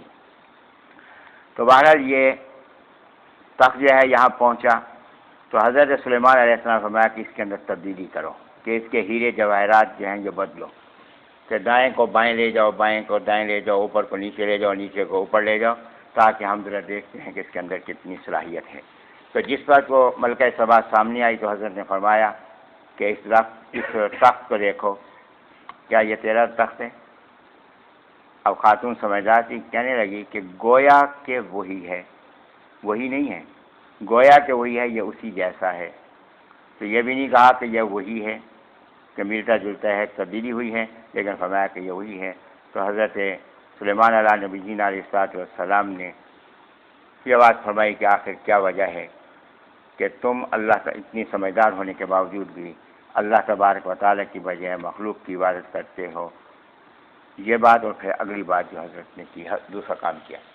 حضرت ایک جگہ جہاں تشریف فرما تھے تو یہ اس میں داخل ہونا تھا، ملکہ نے یہ جگہ تھے، تو درمیان میں حضرت نے ایک تالاب بنوایا کہ پانی اس میں ڈال دیا، شفاف پانی تھا، اس کے اوپر شیشہ جنات کے ذریعے سے اس کے اوپر شیشہ لگوا دیا، شیشے کا فرش بنوا دیا۔ اتنا چمکدار تھا کہ معلوم نہیں ہوتا تھا کہ یہ شیشہ ہے۔ تو جب ملکہ اس طرف کو آنے لگی تو شیشے پہ پاؤں رکھنے لگی تو یہی سمجھی کہ یہ پانی ہے، تو اس نے پنڈلیوں سے کپڑا اوپر کی طرف اٹھایا کچھ۔ اب یہاں ظالموں نے یہ بات کہہ دی کہ سلیمان علیہ السلام اس لیے کیا تھا کہ حضرت دیکھنا چاہتے تھے اس کی ٹانگوں کی طرف، کہ یہ اس کے بارے میں یہ بات مشہور تھی کہ اس کی والدہ جو تھی وہ جنات میں سے تھی، تو حضرت آساد دیکھنا چاہتے تھے پنڈلی کے ذریعے سے کہ یہ جنات کی نسل کی ہے یا انسانی نسل کی ہے، تاکہ اس کے ساتھ جو ہے نکاح کیا جا سکے۔ فنعوذ باللہ من ذالک. تو حضرت نے اس مقصد کے لیے یعنی اللہ نے یہاں وجہ بیان فرما دی کہ اس مقصد کے لیے اللہ تبارک رسول اللہ صلی اللہ علیہ وسلم نے یہ کام کیا. وہ مقصد یہ ہے کہ جس پر وہ پاؤں رکھنے لگی تو کپڑا اٹھانے لگے. فرمایا کپڑا اٹھانے کی ضرورت نہیں ہے, یہ شیشہ ہے, پانی نہیں. تو فرمایا کہ اسی طرح انسان کو دھوکہ لگتا ہے کہ خالق کی بجائے مخلوق کی عظمت پہ نگاہ ٹکتی ہے تو شرک کے اندر مبتلا ہو جاتے ہیں. یہی بات حضرت سمجھانا چاہتے تھے. اس نے فوراً کہا قال ربی انی ظلمت نفسی واسلمت مع سلیمان للہ رب العالمین, کہ مجھے اپنی غلطی کا احساس ہو گیا کہ واقعی میں بھی ایسے دھوکے میں پڑی تھی اور میں حضرت سلیمان علیہ السلام کے ہاتھ پر ایمان لاتی. صفحہ 531 سے رکوع نمبر 4 ہے. وَلَقَدْ أَرْسَلْنَا إِلَىٰ ثَمُودَ أَخَاهُمْ صَالِحًا. اس پہ اللہ تعالیٰ نے قوم سمود کی ہلاکت کا ذکر فرمایا اور ان کا واقعہ تفصیل سے بیان فرمایا ہے. اور صفحہ نمبر 532 پر اللہ تبارک و تعالیٰ نے فرمایا کہ ہم نے ایمان والوں کو نجات دی اور مخالفین کو غرق کیا. پھر حضرت لوط علیہ السلام کی قوم کی ہلاکت کے ذکر فرمایا ہے. اور صفحہ 533 سے یہ رکوع نمبر 5 ہے. اس پہ اللہ تبارک و تعالیٰ نے اپنی قدرت کی نشانیاں بیان فرمائی ہیں زمین اور آسمان کی پیدائش کے لحاظ سے. اور اللہ تبارک و تعالیٰ نے یہاں قدرت کی نشانیاں بیان فرمائی ہیں دریاؤں اور پہاڑوں کے لحاظ سے. اور یہ بات فرمائی کہ اللہ وہ ذات ہے جو بے قرار کی پکار کو سنتا ہے. اور پھر اللہ تبارک و تعالیٰ نے بارش کے نظام کو, خوراک اور رزق کے نظام کو بیان فرمایا. اور صفحہ نمبر 534 پہ فرمایا قُلْ لَا يَعْلَمُ مَنْ فِي السَّمَاوَاتِ وَالْأَرْضِ الْغَيْبَ. اس سے ایک بہت بڑا عقیدہ جو ہے واضح ہو رہا ہے. یہاں اللہ تبارک و تعالیٰ نے فرمایا کہ اے نبی علیہ السلام آپ ہی اس بات کا اعلان فرما دیں. کس بات کا؟ کہ آپ ہی اس بات کا اعلان فرما دیں کہ زمین اور آسمان میں کوئی بھی ایسا نہیں جو غیب جانتا ہو الا اللہ, اللہ کے سوا, کہ اللہ کے سوا کوئی بھی عالم الغیب نہیں. اور دلیل یہ فرمائی کہ وما یشعرون ایان یبعثون, کہ وہ عالم الغیب کیسے ہو سکتے ہیں جن کو معلوم بھی نہیں کہ قیامت کب برپا ہوگی. اور خود نبی علیہ السلام کو یہ بات معلوم نہیں. حضرت نے فرمایا, جبرائیل علیہ السلام جب پوچھا کہ حضرت قیامت کب آئے گی, فرمایا جیسے تجھے نہیں معلوم ایسے مجھے نہیں معلوم. تو اللہ فرماتے ہیں جس کو یہ معلوم نہیں کہ قیامت کب آئے گی وہ عالم الغیب نہیں ہو سکتا. تو اس سے معلوم ہوا کہ عالم الغیب صرف اللہ ہے, کیونکہ اللہ کے سوا کسی کو معلوم نہیں قیامت کب آئے گی. صفحہ 534 پہ یہ رکوع نمبر 6 ہے. اس پہ اللہ تبارک و تعالیٰ نے فرمایا کہ دنیا میں چل پھر کے دیکھو کہ پہلی امتوں کو ہم نے کس طرح سے ہلاک کیا ہے, اور اللہ تبارک و تعالیٰ کس قدر کرم فرمانے والا ہے انسانوں پر, لیکن انسانوں نے اللہ تبارک و تعالیٰ کی رحمت کی قدر نہیں کی. پھر اللہ تبارک و تعالیٰ نے قرآن مجید کی عظمت کی طرف جو ہے وہ متوجہ فرمایا ہے. اور پھر فرمایا کہ یہ لوگ جو قرآن کی طرف متوجہ نہیں ہو رہے یہ دل کے مردہ ہیں, اور جو دل کے مردہ ہیں وہ ان کو ہدایت نصیب نہیں ہوگی. اور یہ بات اللہ تعالیٰ نے فرمائی کہ بہتر تو یہ ہے کہ قرآن مجید کو ماننے والے بن جائیں, لیکن فرمایا ایک وقت آئے گا قیامت کے قریب ایک جانور نکلے گا, اور یہ جانور فرمایا کہ یہ کوہ صفا سے نکلے گا, اور یہ جانور بتلائے گا کہ یہ ایمان والا ہے یہ کافر ہے. فرمایا کہ جانور کی بات کو مانو گے, اور اس سے پہلے بہتر ہے کہ تم قرآن کی بات کو, میرے ساتھیوں کی بات کو مان لو, یہ تمہارے لیے زیادہ بہتر ہے. صفحہ 535 پہ یہ رکوع نمبر 7 ہے. وَيَوْمَ نَحْشُرُ مِنْ كُلِّ أُمَّةٍ فَوْجًا مِّمَّن يُكَذِّبُ بِآيَاتِنَا وَهُمْ يُوزَعُونَ. فرمایا قیامت کے دن ہر انسان جمع ہوں گے اور انسانوں کو مختلف گروہ میں تقسیم کیا جائے گا. اور صفحہ 536 پہ اللہ تبارک و تعالیٰ نے یہ بات ارشاد فرمائی کہ یہ پہاڑ جو بڑے مضبوط پہاڑ ہیں, قیامت کا دھچکا ایسا ہوگا کہ یہ پہاڑ جو ہیں یہ بھی ذرے بن کے اور بادلوں کی طرح سے اٹھتے پھریں گے. فرمایا کہ جو نیکی کرے گا اور نیکی کا اس کو فائدہ ہوگا, اور جو لوگ برائی لے کر آئیں گے وہ منہ کے بل جہنم کے اندر ڈالے جائیں گے. اور فرمایا کہ یہ قرآن ذریعہ ہدایت ہے, جو ہدایت حاصل کرتا ہے اپنے فائدے کے لیے, اور جو بھٹکتا ہے وہ اپنا ہی نقصان کرتا ہے. صفحہ 537 پہ یہ سورۃ القصص ہے. تو اس کا پہلا رکوع ہے بسم اللہ الرحمن الرحیم طاسین. اس میں اللہ تعالیٰ نے شروع میں قرآن مجید کی عظمت اور اس کی فضیلت بیان کی, اور اس کے بعد حضرت موسیٰ علیہ نبینا علیہ السلام کا واقعہ بیان فرمایا کہ حضرت موسیٰ علیہ السلام کی پیدائش کا ذکر فرمایا. صفحہ نمبر 538 پہ اللہ تبارک و تعالیٰ نے حضرت موسیٰ علیہ نبینا علیہ السلام کا فرعون کے محل میں پہنچنے کا یہاں ذکر فرمایا ہے. اور فرمایا کہ ہم نے کس طرح سے حضرت کی حفاظت کی موسیٰ علیہ السلام کی، اور فرعون کے گھر میں جو ان کو قتل کرنا چاہتا تھا اس کے گھر میں ان کی پرورش کرائی۔ صفحہ نمبر 538 کے آخر اور 539 پہ رکوع نمبر 2 ہے، فلما بلغ اشدہ واستوى آتیناہ حکما وعلما۔ فرمایا کہ حضرت موسیٰ علیہ السلام کی وہاں پرورش ہوتی رہی یہاں تک کہ وہ جوان ہو گئے، اللہ تبارک و تعالیٰ نے قوت عطا فرمائی۔ اور یہاں ایک واقعہ ہوا کہ حضرت موسیٰ علیہ نبی جینا علیہ السلام تشریف لے جا رہے تھے، یہ بات تو سب کو معلوم تھی کہ آپ اسرائیل سے تعلق، بنی اسرائیل سے تعلق رکھتے ہیں، تو دیکھا کہ فرعون کی قوم کا ایک آدمی حضرت موسیٰ علیہ السلام کی قوم کے ایک آدمی کو گھسیٹ رہا تھا کہ یہ بیگار کے لیے، کام کاج کے لیے پکڑ کے لے جاتے تھے، پھر اجرت نہیں دیتے تھے، کچھ تھوڑی بہت اجرت دے دی اور پھر کام نکال دیا۔ تو دیکھا کہ ایک اسرائیلی کو پکڑے ہوئے ہے، ایک قبطی فرعونی قوم کا، تو پکڑے ہوئے ہے، تو اس نے حضرت موسیٰ علیہ السلام کو مدد کے لیے پکارا کہ حضرت میری مدد فرمائے۔ موسیٰ علیہ السلام نے اس کو سمجھایا فرعونی کو کہ چھوڑ دے، اس کو کیوں تو مجبور کر رہا ہے، تو اس نے بات نہیں مانی۔ حضرت موسیٰ علیہ السلام اس کو سمجھانے کے لیے نیچے اترے، جب نیچے اترے تو حضرت نے اس کو سمجھایا، وہ نہیں سمجھا تو حضرت نے اس کو تنبیہ کے لیے مکہ مارا، لیکن مکہ موسیٰ علیہ السلام کا تھا، اس کی موت واقع ہو۔ اب جب موت واقع ہوئی تو حضرت موسیٰ علیہ نبی علیہ السلام بھی وہاں سے تشریف لے گئے، اور وہ جو تھا اسرائیلی وہ بھی وہاں سے بھاگ گیا۔ قاتل معلوم نہیں ہوا کہ کس نے قتل کیا ہے۔ اب یہ سلسلہ چل رہا تھا، اگلے دن کی بات ہے، پھر ایسا ہوا کہ حضرت موسیٰ علیہ السلام جا رہے تھے، دیکھا کہ وہی اسرائیلی اس کو کسی اور قبطی نے پکڑ رکھا ہے، تو حضرت موسیٰ علیہ السلام کو پھر اس نے پکارا، حضرت میری مدد کریں۔ حضرت نے فرمایا کہ یہ لوگ بھی غلط ہیں، لیکن معلوم ہوتا ہے کہ خرابی تیرے اندر بھی ہے، وگرنہ کل بھی تجھے پکڑا تھا، آج بھی تجھے پکڑا ہے، تو خرابی تیرے اندر بھی موجود ہے۔ یہ کہا اور حضرت گھوڑے سے اترنے لگے۔ اس نے سمجھا کہ حضرت کل اس کو ڈانٹتے ہوئے اترے تھے، آج مجھے ڈانٹتے اترے ہیں، تو آج میری کم بختی آ گئی۔ اس نے فوراً کہا کہ کل اس کو قتل کیا تھا، آج مجھے قتل کرتا ہے، تو راز کھل گیا۔ اب راز کھلا تو حضرت موسیٰ علیہ السلام آگے پیچھے ہو گئے، تو فرعون نے فوری طور پہ صفحہ 540 اس بات کا فیصلہ کیا کہ حضرت موسیٰ علیہ السلام کو گرفتار کر کے سزائے موت دی جائے۔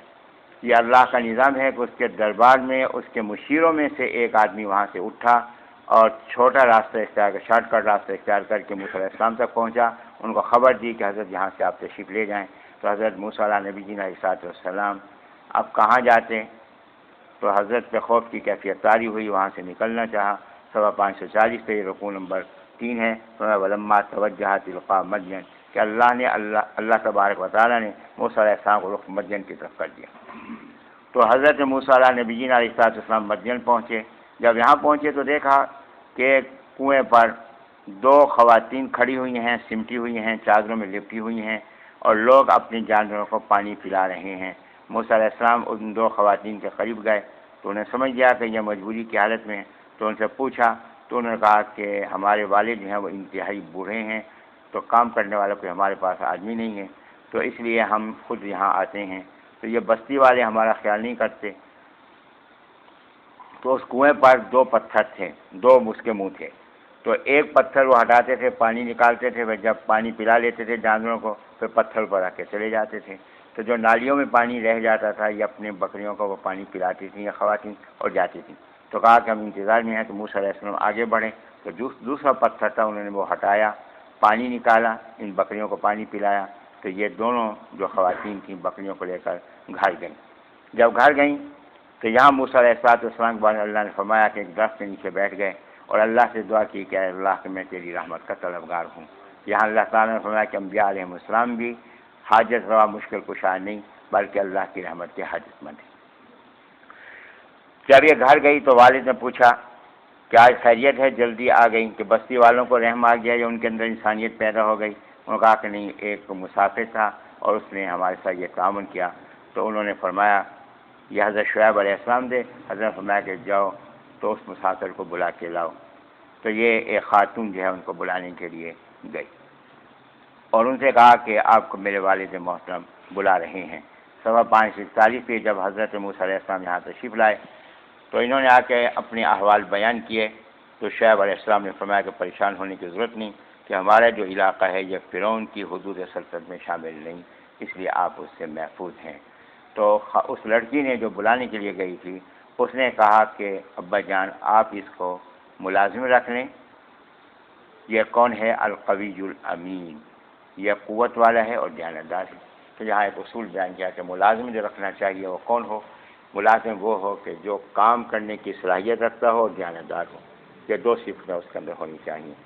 تو حضرت شعیب علیہ السلام نے پوچھا کہ اتنی دیر میں تو نے کیسے یہ محسوس کر لیا کہ یہ طاقت والا بھی ہے، دیانتدار بھی ہے؟ تو انہوں نے کہا کہ اس کی یہ ہے کہ طاقت تو معلوم ہو گئی کہ اس اکیلے آدمی نے وہ پتھر جس کو کئی آدمی مل کے اٹھاتے ہیں ہٹاتے ہیں، اس نے اکیلے نے ہٹایا، اس سے طاقت معلوم ہو گئی۔ اور دیانتدار ہونا اس کا یوں معلوم ہوا کہ جب آپ نے مجھے بھیجا کہ ان کو بلا کر لائیں تو میں بلا کے رہی، تو میں آگے آگے چونکہ راستہ دکھانا تھا چل رہی تھی، ہوا کا جھونکا آتا تھا تو چادر ہٹتی تھی، جب ہٹتی تھی تو انہوں نے مجھ سے کہا کہ آپ میرے پیچھے چلیں، جہاں راستہ مڑنا ہو تو پیچھے سے آواز دے کر مجھے بتا دینا۔ تو میں نے اندازہ کیا جو غیر کے جسم کو دیکھنا گوارا نہیں کرتا اس کے مال پہ بھی نظر نہیں کرے گا، یہ ان کی دیانت کی دلیل ہے۔ اس لیے عبداللہ بن مسعود رضی اللہ عنہ نے بات فرمائی کہ میں تین کی فراست سے بہت متاثر ہوں۔ ایک تو عزیز میں اس کی فراست سے متاثر ہوں کہ جس نے یوسف علیہ السلام کو منڈی میں پہچانا بچے ہونے کی حالت میں اور ان کو خرید کے لایا ہے اپنے گھر کے اندر، اور بیوی سے کہا کہ اس کو غلام نہ سمجھنا اور اس کی صحیح خبر گیری کرنا، یہ ہمیں فائدہ پہنچائے گا۔ اور دوسری یہ صفورہ رضی اللہ عنہ ان کا نام ہے کہ جنہوں نے حضرت موسیٰ علیہ السلام کو پہچانا، اور ہمارا کہ تیسری ذات اقدس کہ جن کی فراست سے متاثر ہوا ابو بکر صدیق رضی اللہ عنہ ہیں کہ جنہوں نے عمر رضی اللہ عنہ کو اپنے جانشین نامزد کیا کہ اس وقت انہی کی ضرورت تھی خلیفہ کی۔ اس کے بعد حضرت شعیب علیہ السلام نے فرمایا کہ دیکھو کہ میں اپنی ایک بیٹی آپ کے نکاح میں دیتا ہوں۔ اب حضرت نے فرمایا کہ جب گھاڑی رکھنا ہے تو فرمایا کہ میں ایک بیٹی آپ کے نکاح میں دیتا ہوں، لیکن یہ شرط ہوگی کہ آپ 8 سال یہاں قیام فرمائیں گے، اگر 10 سال پورے فرمائیں گے تو آپ کی مہربانی ہوگی۔ تو حضرت موسیٰ علیہ السلام اس شرط کو قبول فرمایا، اور حضرت کی عظمت کا تقاضا ہے کہ آپ یہاں 10 سال ہی پورے فرمائیں۔ صفحہ نمبر 541 کے آخر میں 542 پر یہ رکوع نمبر 4 ہے۔ میں فلما قضا موسیٰ الاجل کہ موسیٰ علیہ السلام نے مدت پوری کی، 10 سال کی مدت یقیناً پوری کی، تو اجازت لے کے اپنے گھر والوں کو وہ چلے، یہاں کوہ طور کے قریب پہنچے۔ اللہ تبارک و تعالیٰ نے صفحہ 542 پہ یہ بات فرمائی کہ اللہ نے اس مقام پہ ان کو نبوت سے سرفراز فرمایا۔ تو اللہ تعالیٰ نے ان کو یہ معجزات عطا فرمائے اور حکم دیا کہ آپ تشریف لے جائیں اور فرعون کو ہمارا پیغام پہنچائیں۔ اور صفحہ نمبر 543 پہ اللہ تبارک و تعالیٰ نے یہ ذکر فرمایا کہ حضرت موسیٰ نبی جی علیہ السلام فرعون کے دربار میں پہنچے اور ان کو دعوت دی، لیکن فرعون نے حضرت کی بات کو قبول کرنے سے انکار کر دیا۔ صفحہ 544 پہ اللہ تعالیٰ نے فرعون کا انجام بیان فرمانے کے بعد یہ بات فرمائی کہ فرعون پر دنیا میں بھی لعنت اور قیامت کے دن بھی وہ عذاب کی پکڑ میں ہوگا۔ صفحہ 544 پہ رکوع نمبر 5 ہے۔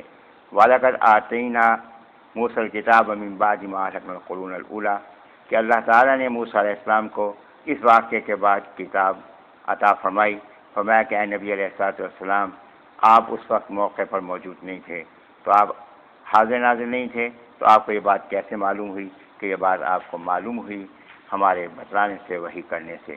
اور صفحہ نمبر 545 پہ اللہ تبارک و تعالیٰ نے یہ بات ارشاد میں کہ جو نفس پرستی اختیار کرتے ہیں وہ یقیناً بھٹکتے ہیں، اور اللہ تبارک و تعالیٰ ان لوگوں کو ہدایت عطا نہیں فرماتا جو نفس پرستی کی وجہ سے اپنی ہدایت کی صلاحیت کو تباہ کر بیٹھتے ہیں۔ صفحہ نمبر 545 کے آخر 546 سے رکوع نمبر 6 ہے۔ وَلَقَدْ وَصَّلْنَا لَهُمُ الْقَوْلَ لَعَلَّهُمْ يَتَذَكَّرُونَ۔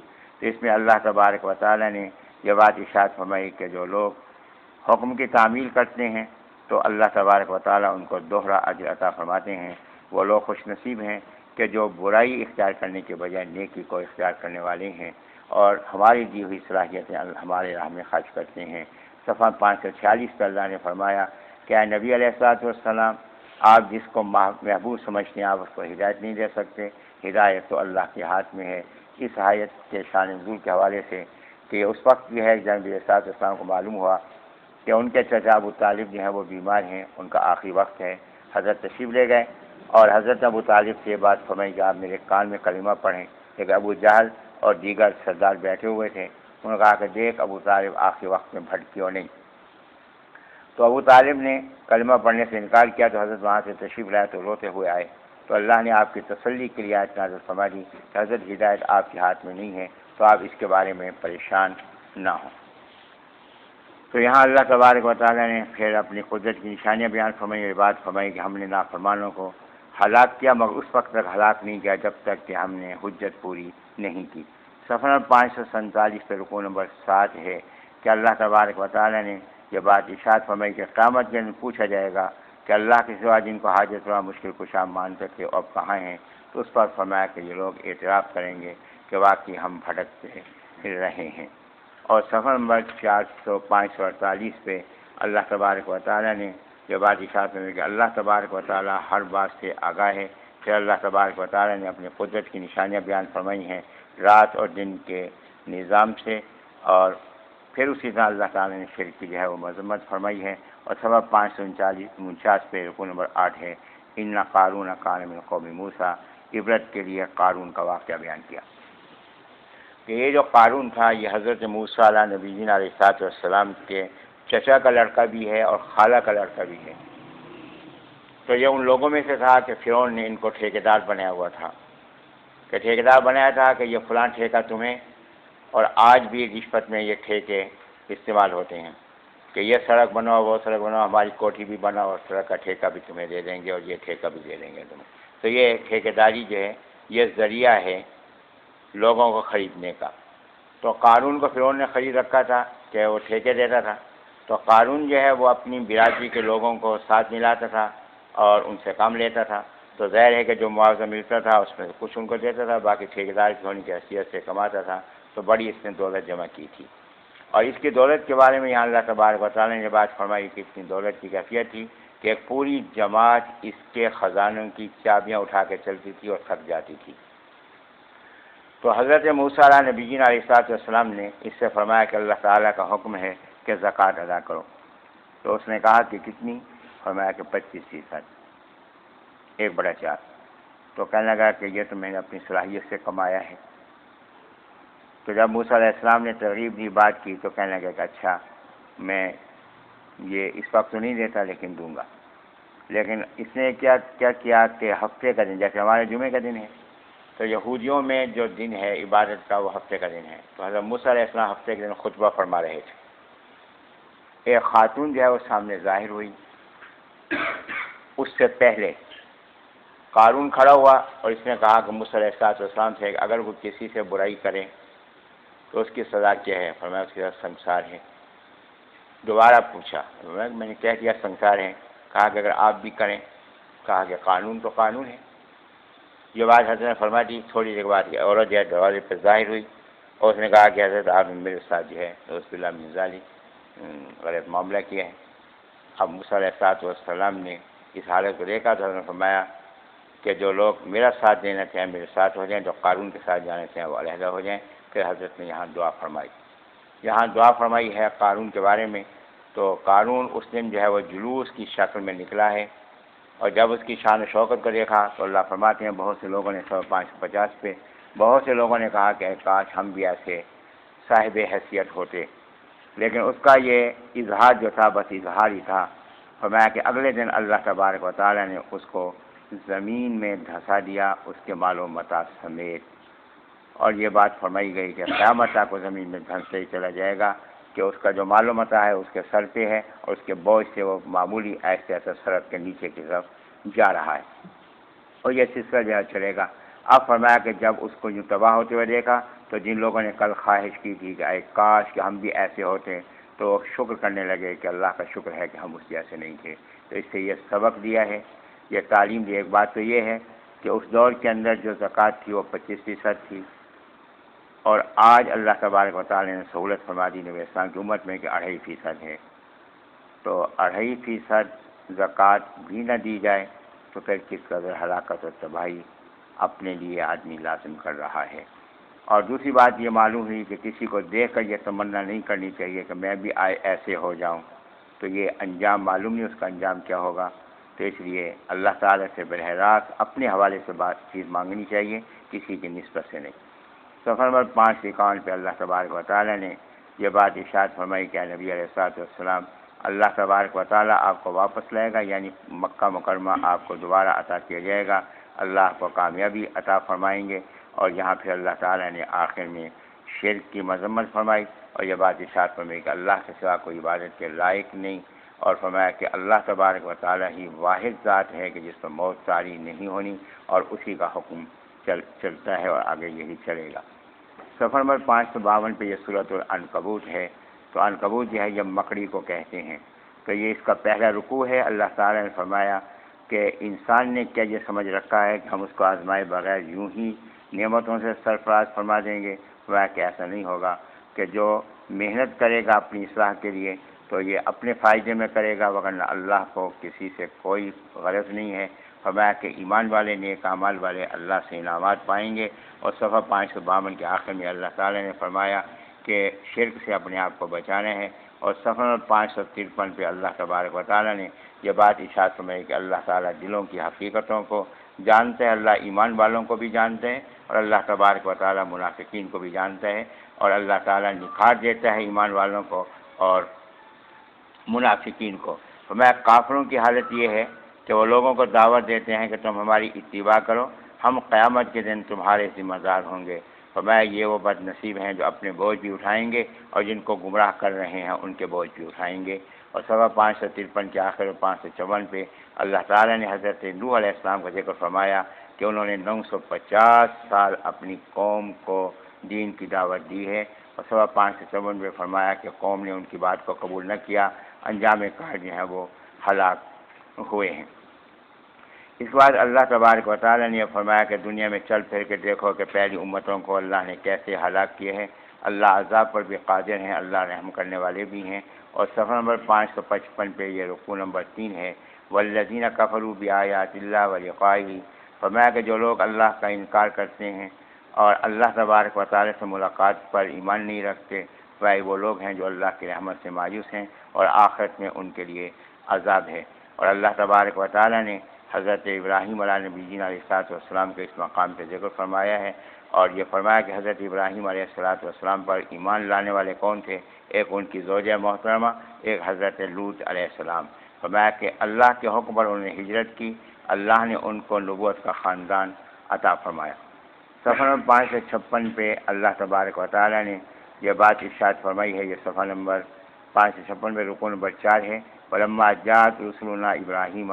یہ اس میں واقعہ بیان فرمایا کہ ابراہیم علیہ السلام کے پاس فرشتے انسانی شکل میں آئے، یہ واقعہ اس سے پہلے بیان ہو چکا ہے۔ اور صفحہ 557 پہ اللہ تبارک و تعالیٰ نے لوط علیہ السلام کی قوم کی ہلاکت کا ذکر کیا ہے، اور شعیب علیہ السلام کی قوم عاد اور قوم کی سمود، اور قارون اور فرعون اور حامان، ان تمام کی ہلاکت کا ذکر فرما کے تنبیہ فرمائی ہے۔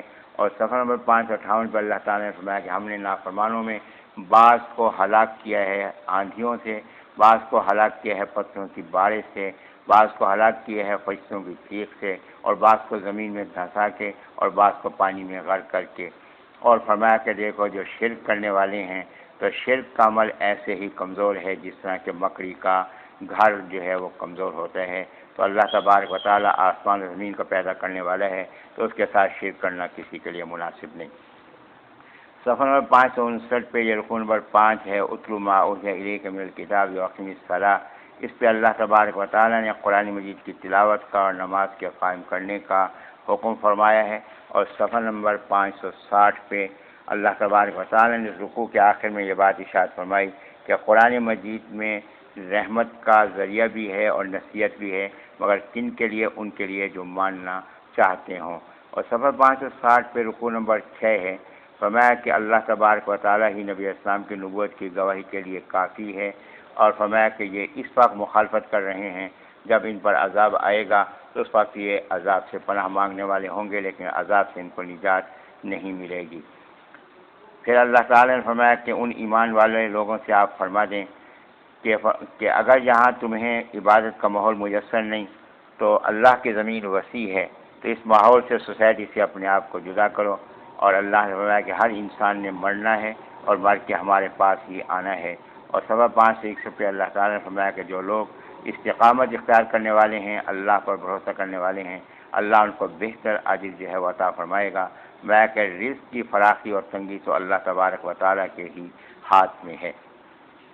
صفحہ نمبر 561 کے آخر میں 562 پہ رکن نمبر 7 ہے، وما حاضر حیات الدنیا الا لہو و لعب، فرمایا کہ دنیا کی محبت میں اپنے آپ کو گرفتار مت ہونے دو، یہ دنیا تو ایک کھیل اور بہلاوا ہے، حقیقی جو گھر ہے وہ تو آخرت کا گھر ہے۔ اور صفحہ نمبر 562 پہ اللہ تبارک و تعالیٰ نے اس رکوع کے آخر کے اندر یہ بات فرمائی، سورۃ کے آخر میں والذین جاہدوا فینا لنہدینہم سبلنا وان اللہ لمع المحسنین، فرمایا کہ جو ہمارے راستے میں کوشش کرتا ہے، ہدایت کی طرف میں آگے بڑھتا ہے، ہم اس کے لیے ہدایت کے راستے کھولتے ہیں، اور جو اخلاص سے ہماری عبادت کرتا ہے، فرمایا اخلاص سے نیت سے عبادت کرنے والوں کو ہم اپنی معیت سے سرفراز فرماتے ہیں۔